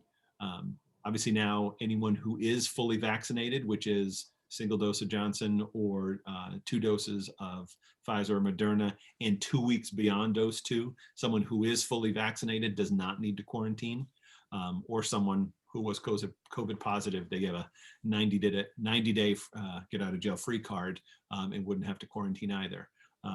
But those are the basic changes. As usual, DESE updates the same document with a couple little tweaks and reissues it rather than saying, here's the change. But in essence, that is the change that's been made. So I just want to pause and make sure, are there any questions about that specifically? Doesn't look like any questions. All right, well, I'll keep rolling. For sports, all spring sports are running. The fall 2 season ended the week before April break. Everything went well. Unfortunately, we had a case on the varsity football team. So the last week of practice and the final game did get canceled for the varsity football squad. So unfortunately, that season ended that way. But otherwise, the season went off without a hitch. Spring started the Monday after April break, so April 26th. There was a delay for wrestling because EEA hadn't come out with their modifications, but the EEA did come out with modifications. I sent those to you, pretty straightforward, not entirely different than what other sports had issued. Obviously, wrestling is a very close contact sport, so there was lots of debate about whether it is running, but it is running with those modifications, and like all other sports, masks are required at all time for all competitors. The only other tweak that's adjusted, and that's just happening this week, is that for outdoor events like spring track, rather than just 2 teams, they are now doing invitationals, if you will. So it could be a 3-team meet rather than just a 2-team meet. But all the other guidelines that we've talked about have remained in place. Remote Academy update. Question. We're going to stop at sports. Yeah, just a quick one, Brian. I know from reading through the wrestling guidance that they recommend putting that outdoors whenever possible. Is Triton running that indoors or outdoors? Currently indoors. So when things are able to be done outdoors, they are. But I would not say it is an outdoor program right now. No. Are there any things happening outdoor? Yes, as conditioning when possible and such. But the it's called the wrestling room that is being used. Yep. Okay. All right. And there's no intent to try. I was just looking at like Wakefield apparently hauled their mats out on their track and are running it out there. So yes, I will get an update for you. I don't have an update that's in process. Okay. Thank you. Sports questions? No. Okay. Remote Academy update. We've had the high school and elementary have remained relatively static since last month. We actually have 13 students who have come back to full in-person learning. So in April, we had 126 elementary. We now have 127 elementary. So we had one more student now out in the Remote Academy. And then at the high school, we had 83, and now we have 82. So we've lost one student in the full-time remote.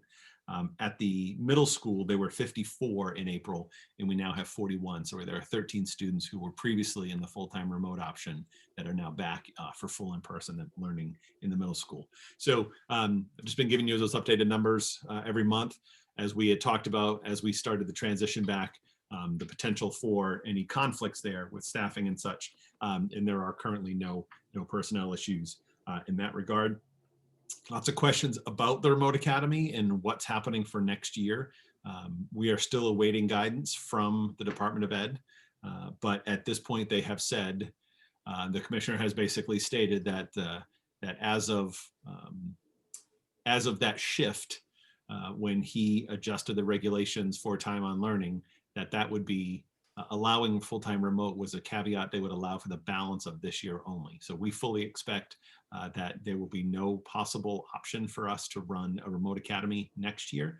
The Department of Ed has basically said that if we want to become a certified, that's not the right term, approved Commonwealth virtual school like Greenfield or TECA, we could certainly run a virtual school that way, but that's obviously a massive undertaking. The one discussion we're having now is for those students who, for just straight medical reasons or medical through an IEP, aren't physically able, because of a health condition, to return to in-person learning, looking at what those options may be. Obviously, if we have all of our students in classrooms, we're not streaming, so that changes things. So that's still a question, but the department has made it very clear that that would have to be for students who literally are unable, not choosing to, but who are literally unable to be in the school building because of a health reason. So that's the update on the remote academy. Just looking for questions, no questions. So just a quick update on end of year plans. So talked to you last month about class of 21 and the events planned for the class of 21. I've shared some update information as we presented it to you. That is still the plan. Prom, I believe, May 28th. And then those senior events, we'll keep that updated. And so that you have that continued information. As far as student events, large student events, we're keeping it, as far as large celebrations, we're keeping it to the grade 6 and 8 step-up day graduations and in our commencement on June 5th. We're looking at, for grade 6 and grade 8 events, looking at we're using the same guidelines as graduation. They're outdoor events, distanced. The middle school will be using the stadium as well to hold an outdoor event, limiting the number of participants. And all of those will have written plans that we bring to the local boards of health for them to approve the planning from a public safety and or health perspective as well. So following the same guidelines, there aren't capacity limits for schools if it's outdoors, but same masking, distancing. And then at the same time, there are also some end of season events, end of year events. Tempo does an end of year celebration actually this Sunday afternoon for all the visual and performing arts. And they're doing a virtual event.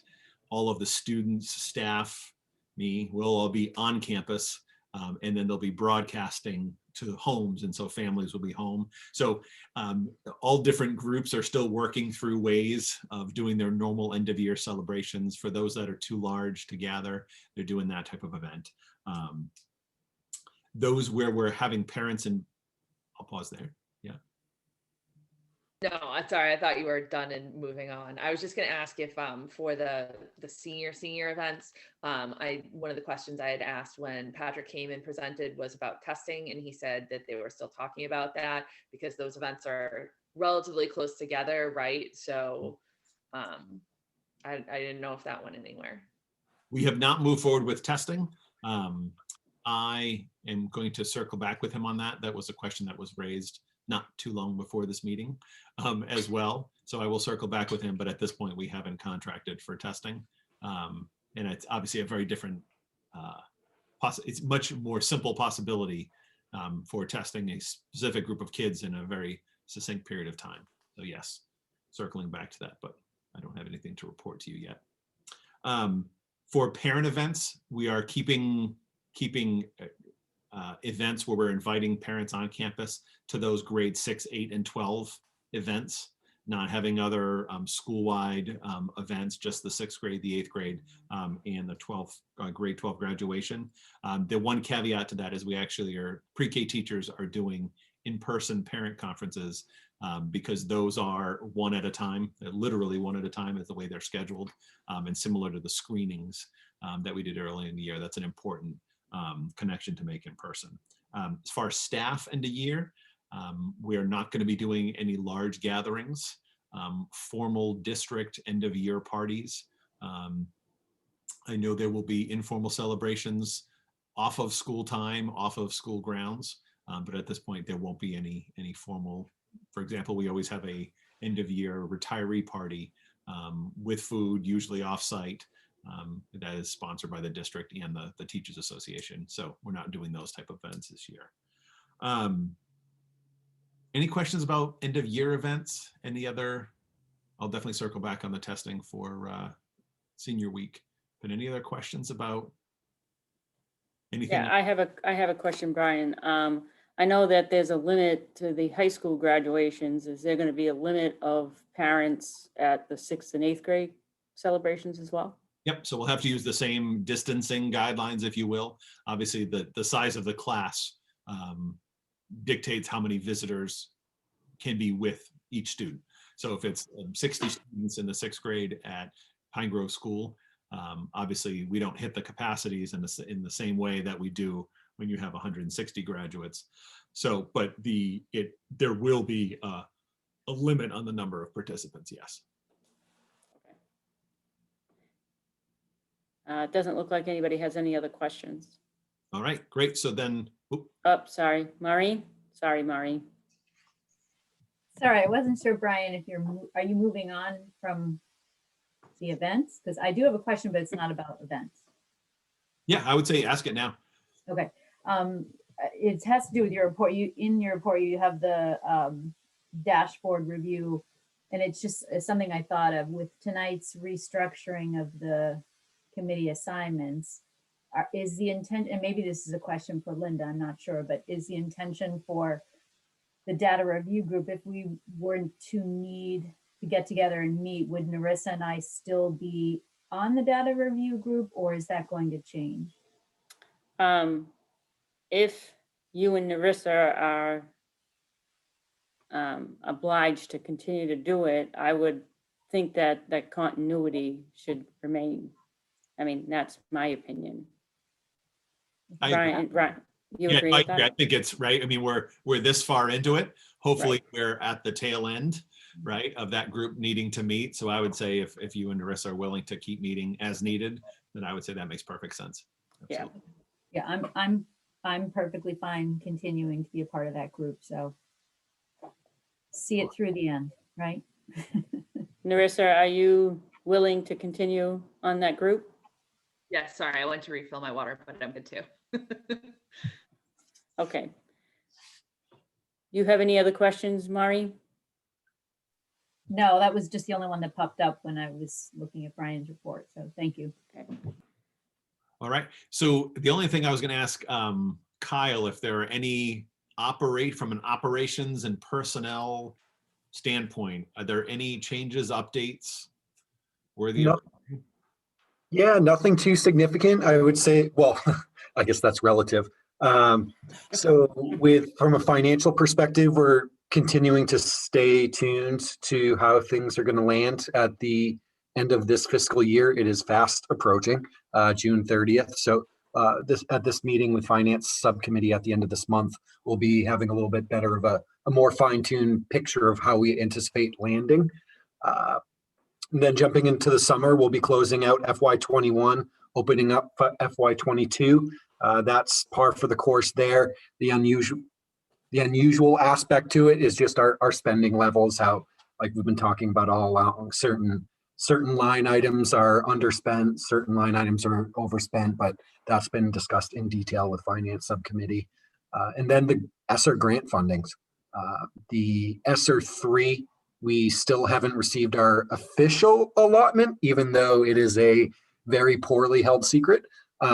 We expect to receive right around 1.9 million. That grant application, or that'll be official at the end of this month.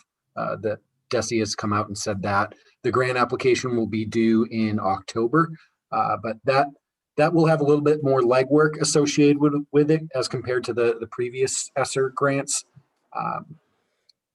So we'll make sure to have a well thought out plan for that. And then with facilities, we'll go through the usual summer process of enhanced cleaning, enhanced maintenance, but HVAC being a perfect example. Our custodial staff has been staying on top of that all year to make sure if any systems are not operating properly, they're repaired right away. But with the HVAC systems, what we'll be doing is an enhanced cleaning of all of them over the summer. The tents are holding strong. I did want to report that. Certainly a high note. And yeah, those are the finance and operation items that come to mind, but certainly happy to answer any questions. And to say for personnel as well, no major changes? No major changes, yeah. Does anybody have any questions for Kyle? Okay, seeing none. Brian, are you? I think it's probably at this point, pass it on to Kim and Dave because it's actually the next agenda item. It's kind of an update, COVID update, but it's really moving into the summer. So I'll pass it to Kim, who I think has the majority, and I think Dave has some details to add in regards to summer programming. Okay, Kim, take it away. All right, just pulling up my notes. Okay, so the few phrases that we're going to stay away from is summer learning loss and summer school. And the reason why we are staying away from those particular comments as we talk about the summer programming is because all of the schools, as we set out to develop these different summer programs that you're going to hear a little bit about more, we decided that it's really about not a loss, but an opportunity to give students more time to re-engage and reconnect to their school community, as well as give them an opportunity to explore and expand some of the learning that they have already done this past year. So we wanted to make sure that the greater community knew that the summer programming is going to be really about other things than just academics. Our priority is really about social and emotional well-being. And so with that in mind, our programs all have a social and emotional element. The academics are absolutely built into the summer programs, but they are so in a way where there will be a lot of project-based learning. For example, at the middle school, they are going to be building beds for a community program that houses, I think it's either homeless or transitional families. So again, really trying to tie in that community piece as well. So far, the programs will run throughout July and end mid-August, with the exception of SES. Their program is going to be more days during the week, so the majority of the schools will be offering programs Tuesday, Wednesday, and Thursday. SES is going to be offering programs Monday, Tuesday, Wednesday, Thursday. So one more day, but they will be doing it all of July. Transportation and lunch will be provided at all of the schools.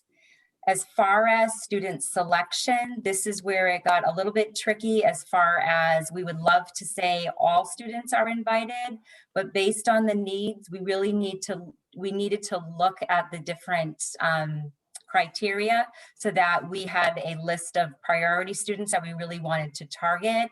And those were the ones that were most impacted by being out of school, and we really wanted to give them the opportunity to re-engage in a different way.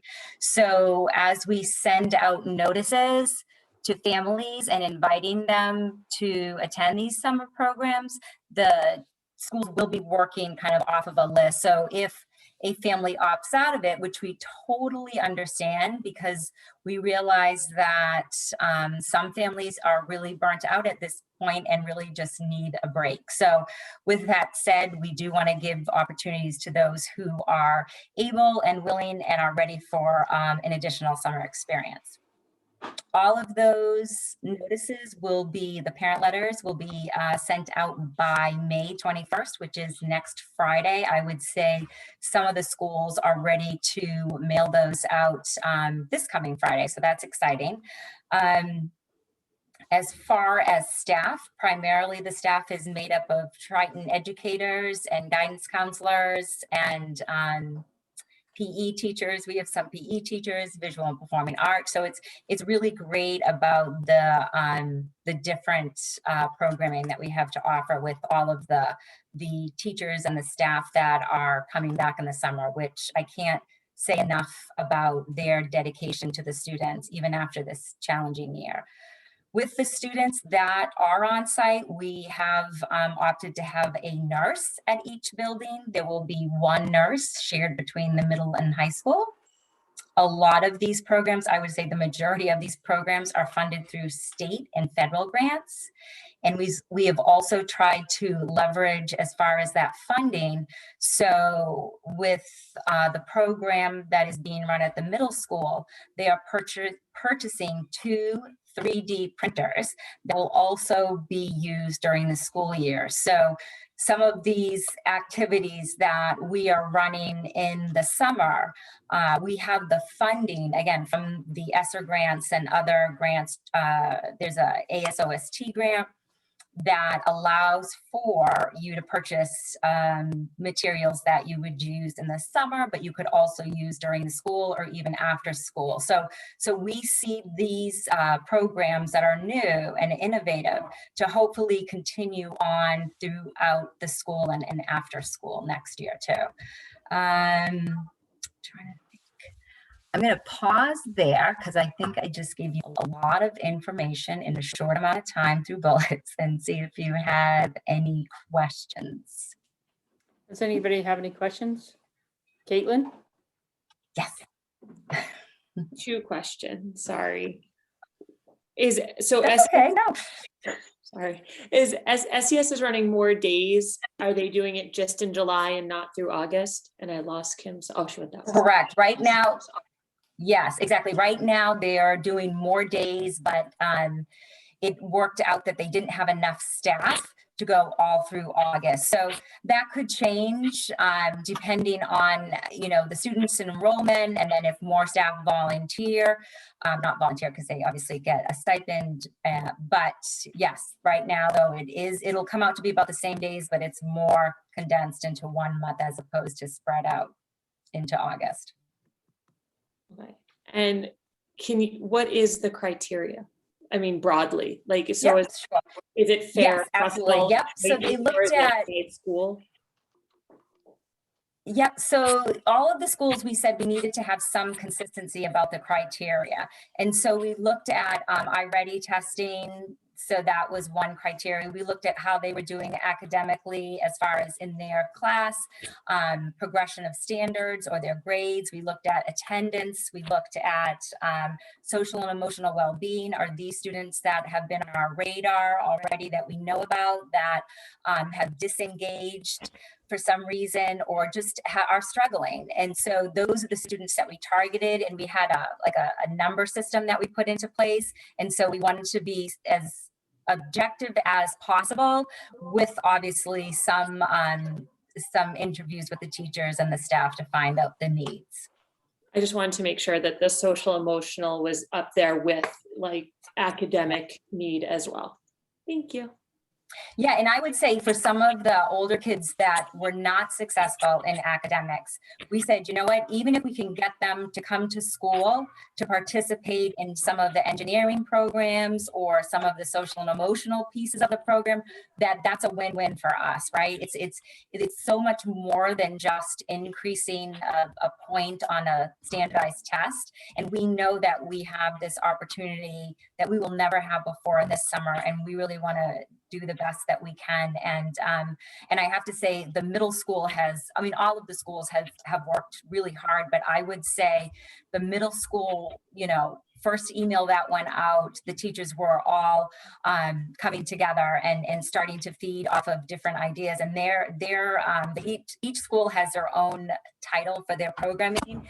And that particular one is they're doing it based on Survivor. And they have this whole team approach where they're going to have challenges each week. And it's just, I want to go. It just sounds like a lot of fun. So again, I can't say enough about the energy. And just when we thought, like I said, that the staff and the administrators are like, all right, we need to kind of rally. They rallied on their own. We have great staff out there. So. Paul Mayette. I just want to make sure I've got this right. For assuming there are families that might be interested but are not on that initial list, will there be a waiting list that they go on to? How is that gonna? Yeah, we're gonna go down the list, and we're even gonna make phone calls because again, our target population for that first round is those kids that have disengaged. And there are many of them, and I'm not going to lie, there are many of them. So we really want to, you know, touch base with them. And if for some reason they're not able to come in, then we will certainly keep moving down that list. But I would encourage, if families have some concerns, you know, obviously to reach out to their school's administrator to speak more specifically about their son or daughter's needs and more specifically about the criteria. I will say there are some other programs that are offered. And I know a couple of them are still open. This is outside of this particular summer program, but we are offering Kids Club this summer, which we've always run that program over at Salisbury, but we've expanded it to include Pine Grove. We're offering that daycare option, as well as over at Newberry. So again, kind of thinking kind of wraparound services. If we have families who say, I would love to go to that summer program, the engagement program, that piece, but I don't have daycare. So we're trying to work with those families so that we can support them so that they can attend. There is a small fee attached to that, the daycare. And if kids are going to the district-wide program, then they get a reduced rate based on how many hours or how many days that they're going to be participating. So that program, it's going to be a busy summer, I think.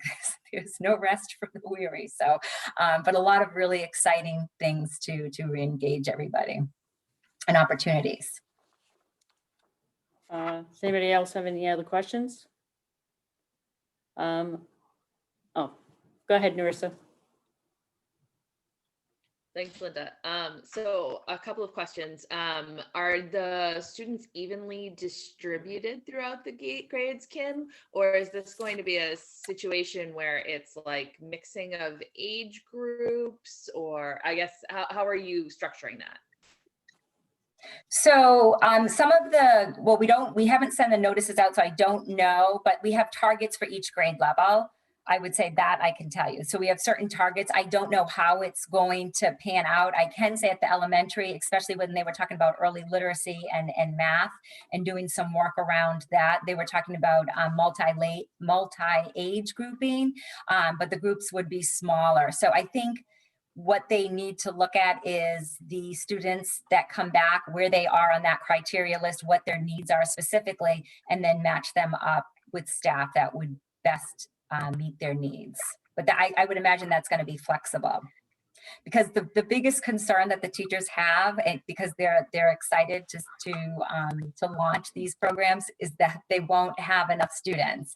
And so they are going to advertise and promote and make phone calls. So we'll see, fingers crossed, that, you know, that saying, if you build it, they will come. That is what we are hoping to have. And you know, there is more support coming in through grants. So if we can get the teaching staff and we have the students that are, you know, interested, you know, we certainly have that opportunity and potential to expand. Again, it's hopefully the need matches the resources that we have. So.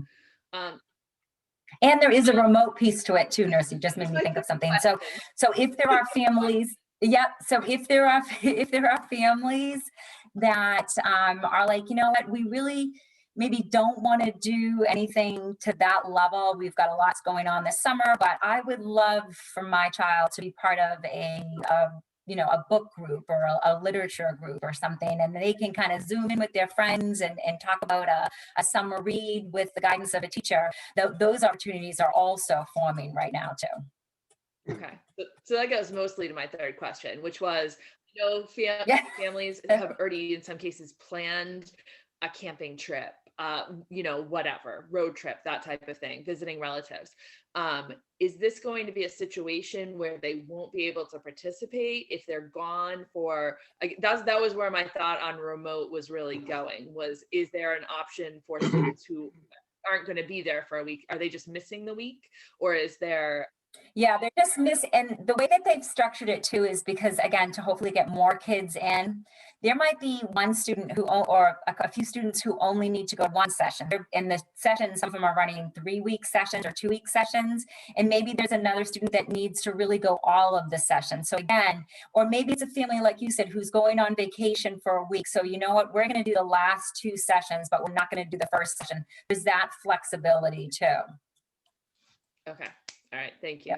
And my last question, I know we struggle with heat even at the end of the school year into mid-June, late June. Obviously going to be hotter even in July. Do you have plans for that, given that we don't have AC in a lot of most of the buildings? So yes, it's going to be beautiful weather every day, and none of the heat is going to, it's going to happen between the end of the summer programming and the beginning of school. So Awesome. that's just that's it. So most of the, I would say the programming is done, Narissa, by 12:30, right? So at that point, hopefully, you know, we've gotten the buildings have cooled down and they're outside. We can still keep the tents up in the shade and do things outside as much as possible. I will say that there are field trips planned at the schools as well. So it's not going to be your traditional where they're sitting in a classroom and in desks and rows. So a lot of it, like I said, is project-based learning, and they'll be outside a lot. They'll be under tents. So hopefully they're having fun and they're engaged, and the heat won't be such an issue. But if it hits high, like 100, and it's not healthy for the kids to be, you know, in the buildings, then we will certainly make that call as needed. All right, thank you. Lots of popsicles.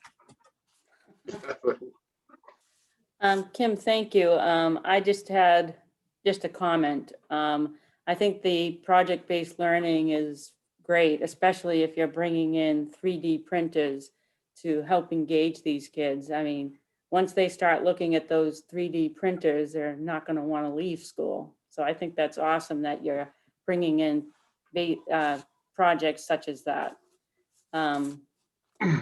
I want to thank your whole team for putting this together and trying to get in as many kids as we can. That's going to be really important this summer for them to get engaged and be ready for September. Yes, absolutely. And I think one of the other motives that we had for bringing in like the 3D prints is if we can use them in the summer, I think that will also give the teachers an opportunity to play around with them and feel comfortable with them. So then some of these project-based activities and lessons can then kind of shift their way into the classroom during the regular school year too. So a lot of opportunities. And it also gives these kids an opportunity that maybe it's something that a career they may want to go look into that they may not have thought about before learning about it. Absolutely.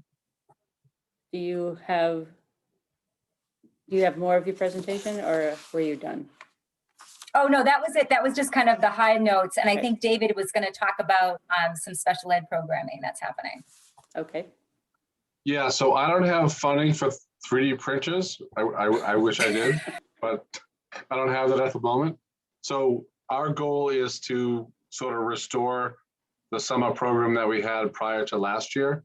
So we have our, so it's important to sort of delineate the difference between what Kim's talking about and what the special ed summer program is.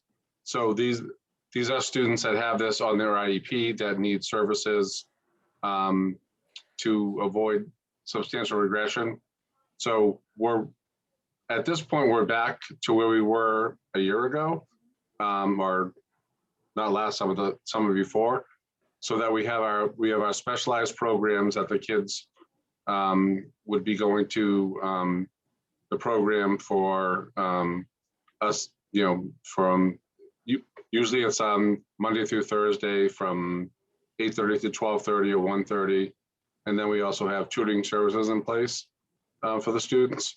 So we're looking to get back to where we were before last summer, because last summer it was all remote, and that did not work well for many of our students. And then the only other caveat I would say is that parents still have the option through the summer to have remote services. So we have a teacher that could provide those services remotely. And then the other issue that we're trying to sort of solve over the summer is that with the mandate from the state is to provide COVID compensatory services to students that have had a substantial learning loss because of the COVID pandemic. So I'm working with families currently to try to resolve those issues, to try to see if we can get that done over the summer. So I think the bottom line is what we're going back to where we were, a year before last summer, and providing the same services and the same level of services based on IEPs.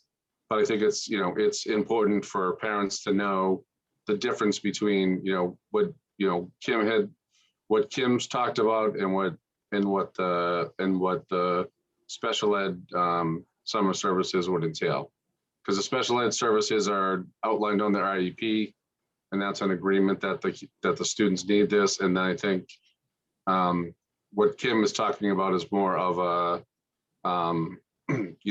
short-term intervention based on COVID. So things seem to be in good shape. We have all teachers and staff in place. We plan to do the same thing. Like I said, last summer was not a good thing for was not a good opportunity for a lot of students because they were unable to learn online. So we're trying to sort of go back to the regular summer program. So I think so far I think we're in good shape. We have the staff in place. We have the same programs, and then we have to obviously implement what's on the IEP. Does anybody have any questions for David? Nope, I don't see any questions. Thank you, David. Okay. The next item on the agenda is the FY20 financial audit. I'd be happy to jump into that. Yeah, so just to confirm, to make sure you all saw earlier, I don't know, maybe like an hour and a half before the meeting, I realized that the agenda had one of the 3 attachments. So I forwarded those out to you. So you had the one grant single audit, and then there's a management letter, and then the full financials that you should have in your email. Kyle's going to walk through them in detail, 90 minutes or less. I think we're good. With pleasure. 5. Yeah, 5. I can try. All right. So we did review these in detail with Finance Subcommittee. So I did want to preface the conversation with that, but happy to go over any questions as well. So starting off, the 3 reports that you received, the FY20 financial statements, the management letter, and the report on federal awards, all put together by our outside auditors, Roselli Clark and Associates. These reports are the culmination of our own internal records.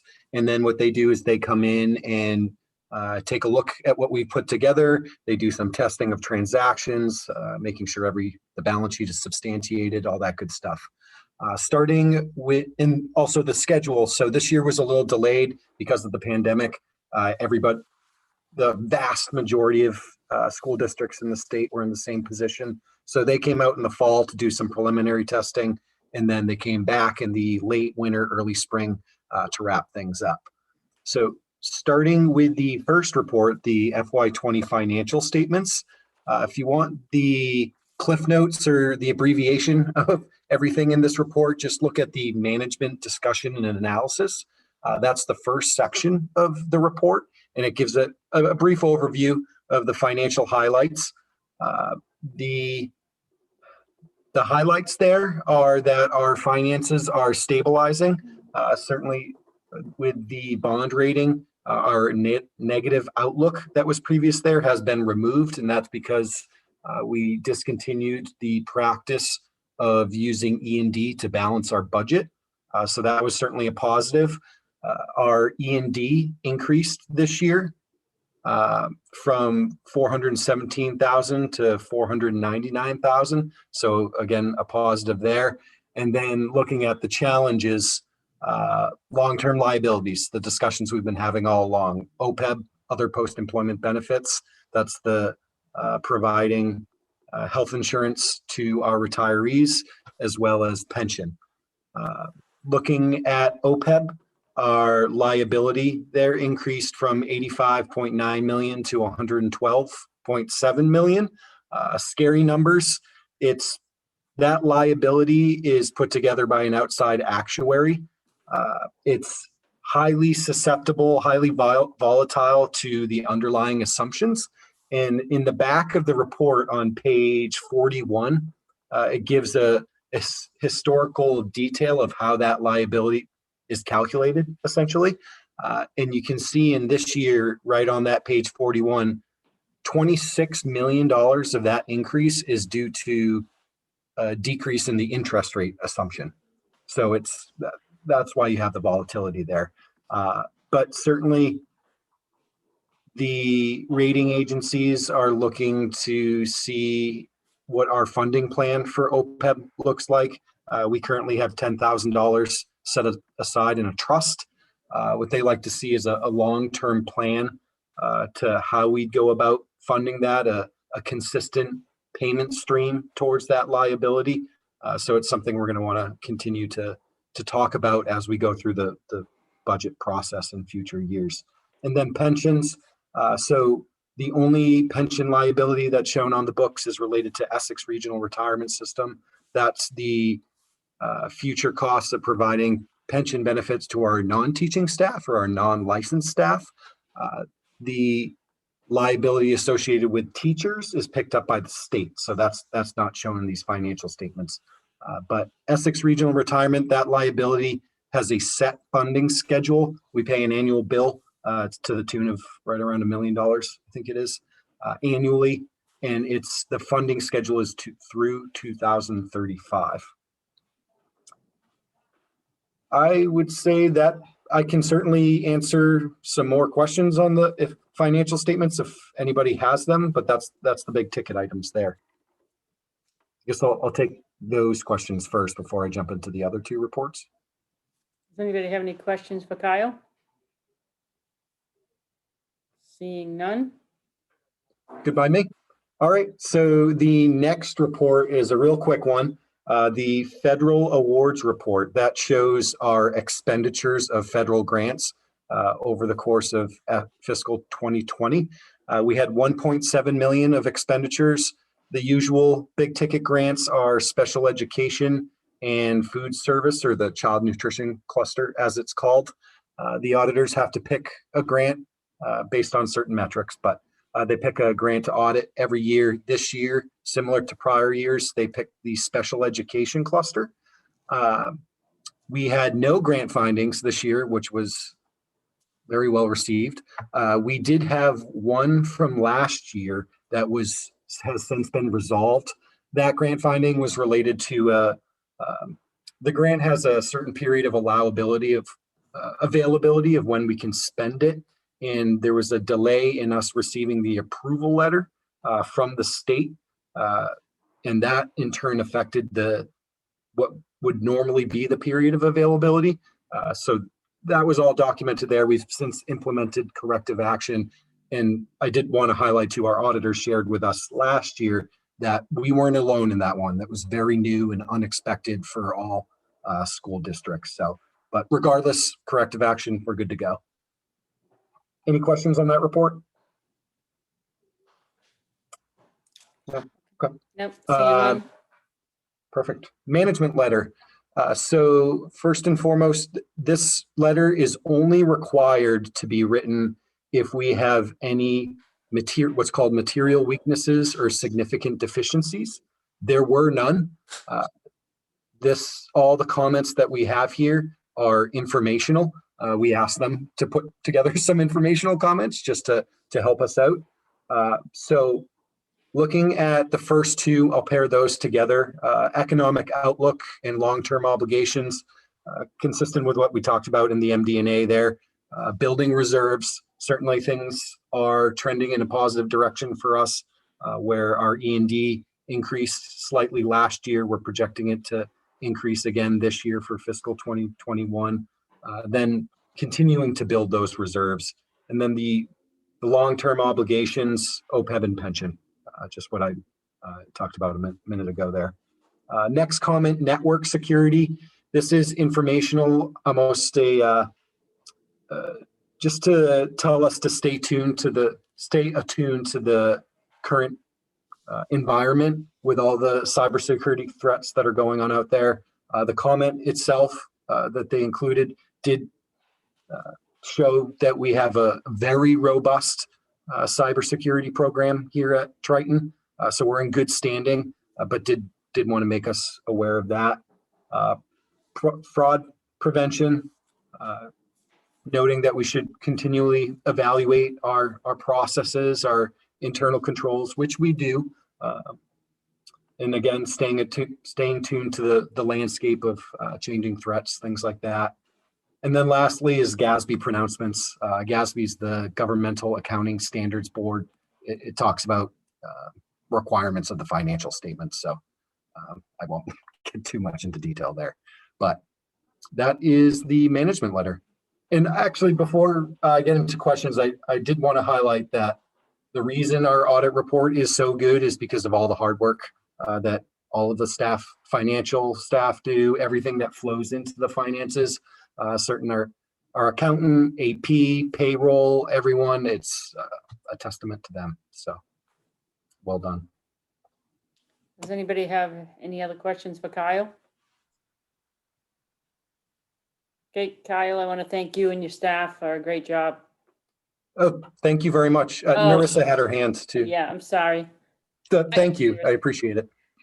Sorry, you're off my screen, Narissa. I didn't see your hand. Sorry. I actually don't have questions, but I wanted to make sure Kyle was included in that list. And I also wanted to note, I know he said it at the beginning, but finance subcommittee, so that's Caitlin, Paul Mayette, and myself have actually been through this already in quite a bit of detail, which is why there probably are very few questions tonight, because we are knee deep in this, in the finances pretty regularly.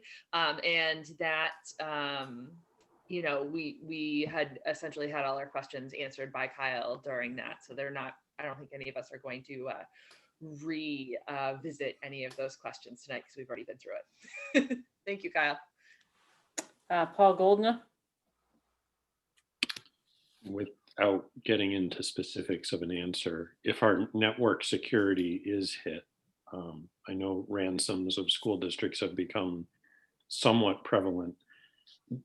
Without knowing what a plan is, do we have some sort of plan for some event like that to hit us?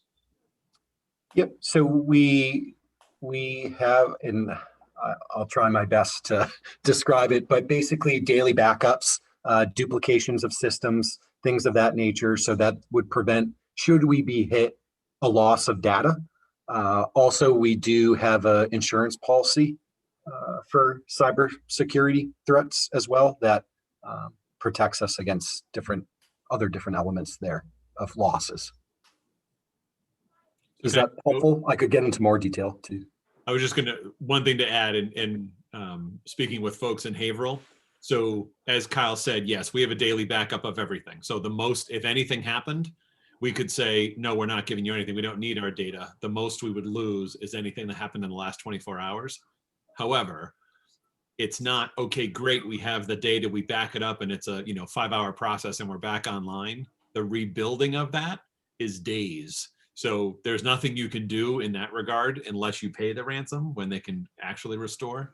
But to Kyle's point, through insurance policies or otherwise, and our tech department does a phenomenal job. We are set up as best we can to not have to pay a ransom and to actually be ready to respond and restore. And actually, we've been part of, and I know the town of Newbury's as well, a state grant program that's training.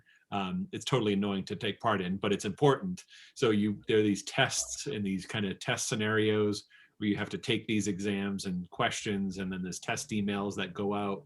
And if you click on the email, you fail. So it's actually it's a pretty good program, and we have basically everyone who's involved in administrative functions in the schools and in our office participate in that training program as well. Okay. No other questions? Can I make a motion to receive and file the fiscal year 20 financial audit and associated financial statements as presented based on the prior review of the finance subcommittee? Do we have a second? I will second. Any discussion? We'll have a roll call vote. Erin? Yes. Susanna? Abstain. Paul Goldner? Yes. Maureen? Yes. Caitlin? Yes. Paul Mayette? Yes. Narissa? Yes. And I'm a yes as well. The next item on the agenda is the monthly report of the superintendent. So I covered everything except for the fact of the last item there is the repair to the stadium. So I can tell you that it's called Cape and Island is the track surfacing company mobilized today. It is a couple weeks beyond or behind where they anticipated they would be. But with the weather and COVID, it was delayed. So they are mobilized on site now. They'll be making that final track surface, which is that rubber, build it up over days. That will be done through the weekend, striped next week, and then it'll be ready to use for the final meets of the season. So that repair is done. Nice. Does anybody have any questions for Brian? Okay, the next item on the agenda is the medication delegation. So the documents that are in your packet are repeats. So in essence, what this allows is for the school nurse to delegate two things. One is the administration of epinephrine with training, and two is the delegation of routine medication that is scheduled and under the nurse's care can delegate that to someone else. For example, Newbury Elementary School, the nurse's suite is right next to the school office.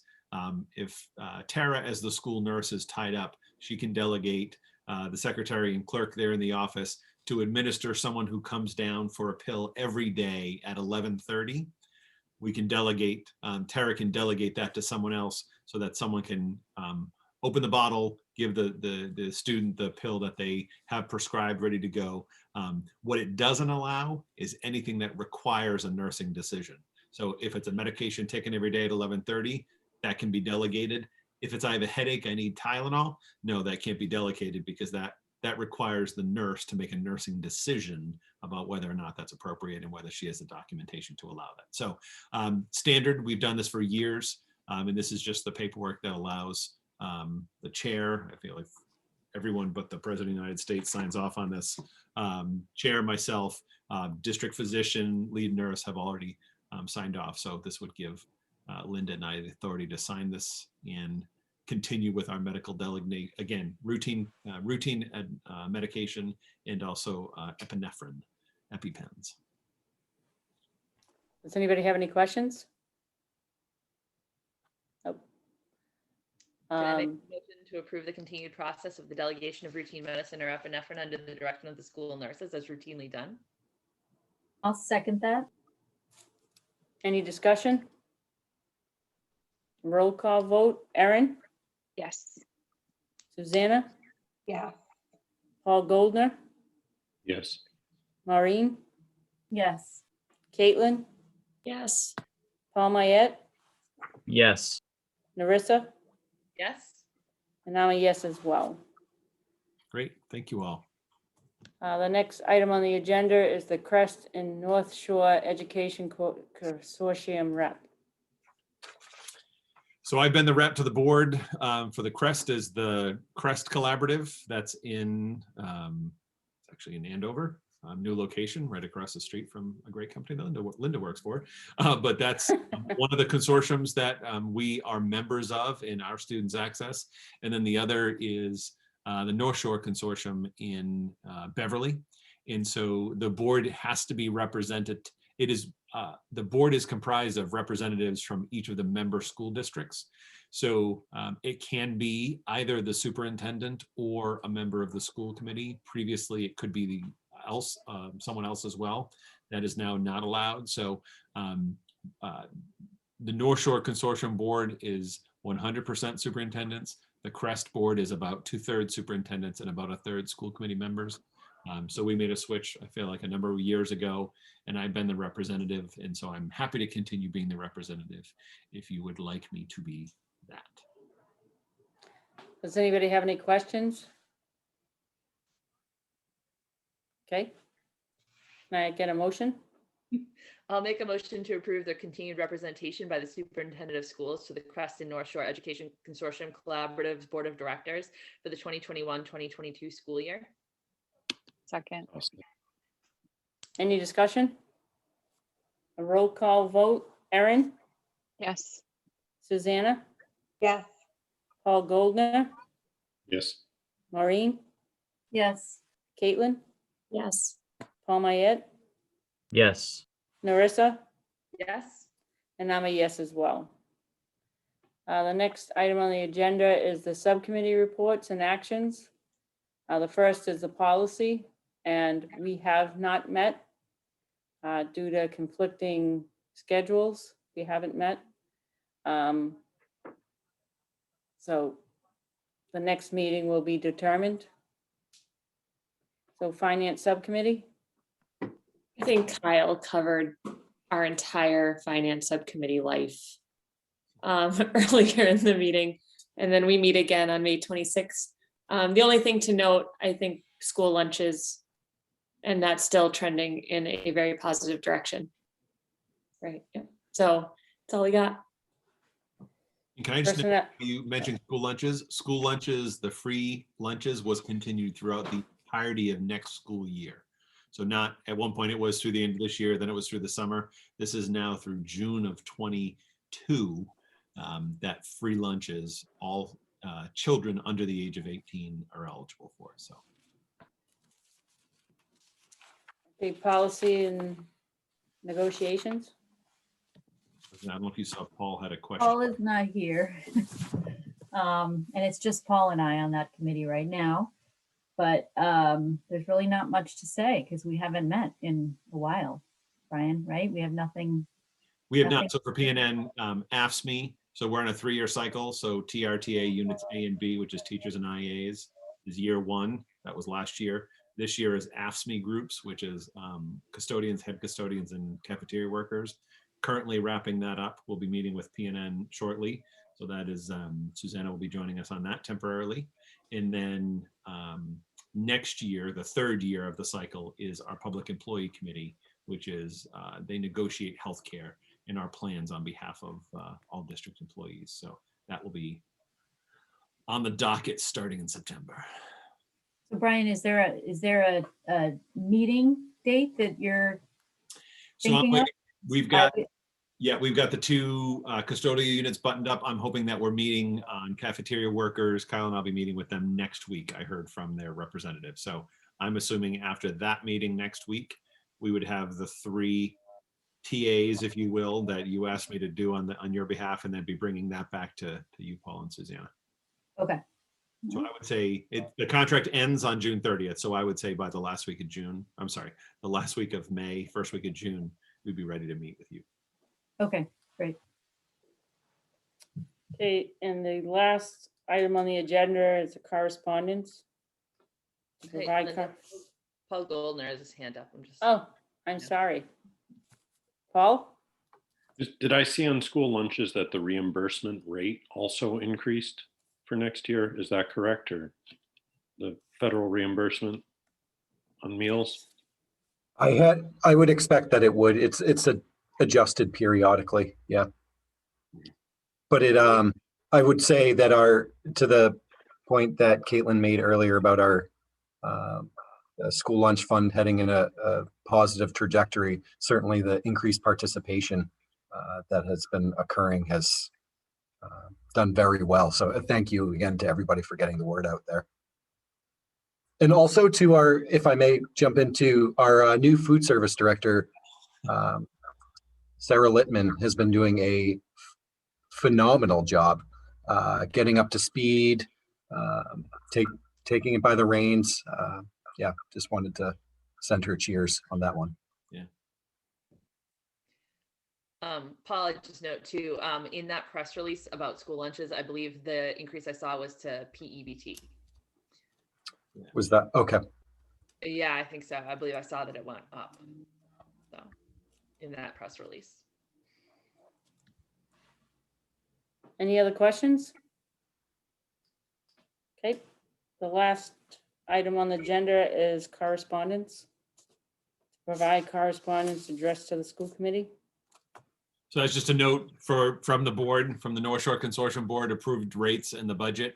You have a letter certifying that from to the member districts, which you are a member district, actually from Kevin Mahoney, the treasurer of the North Shore Consortium, who's also the treasurer of the Triton Regional School District. So, but you have that information for your review. I'm certainly happy to answer any questions, just so that you know we, as a board, flatlined tuitions for the current year, and the collaborative is running a $1.2 million deficit, of which they'll take out of it's called cumulative surplus. It's our version of excess and deficiency. So generally it runs at 20 to 25% of the total operating budget, and that is representative of 3 to 4 months of operating expenses. So knowing full well we would take that hit to the cumulative surplus, the board voted to level services or level tuitions for fiscal 21. And so there is an increase for tuitions for next year to compensate. Does anybody have any questions for Brian? Nope. I just want to say that be patient with me. I'm going to do the best that I can. And I think all of us will do a great job this year on behalf of our students and staff. Again, if you could make sure that you have to me by May 28th, your first, second, and third choice of the subcommittees that you would like to be on. And the next meeting will be on Wednesday, June 9th at 7 o'clock. Can I have a motion for adjournment? I'll make a motion to adjourn. I'll second. Any discussion?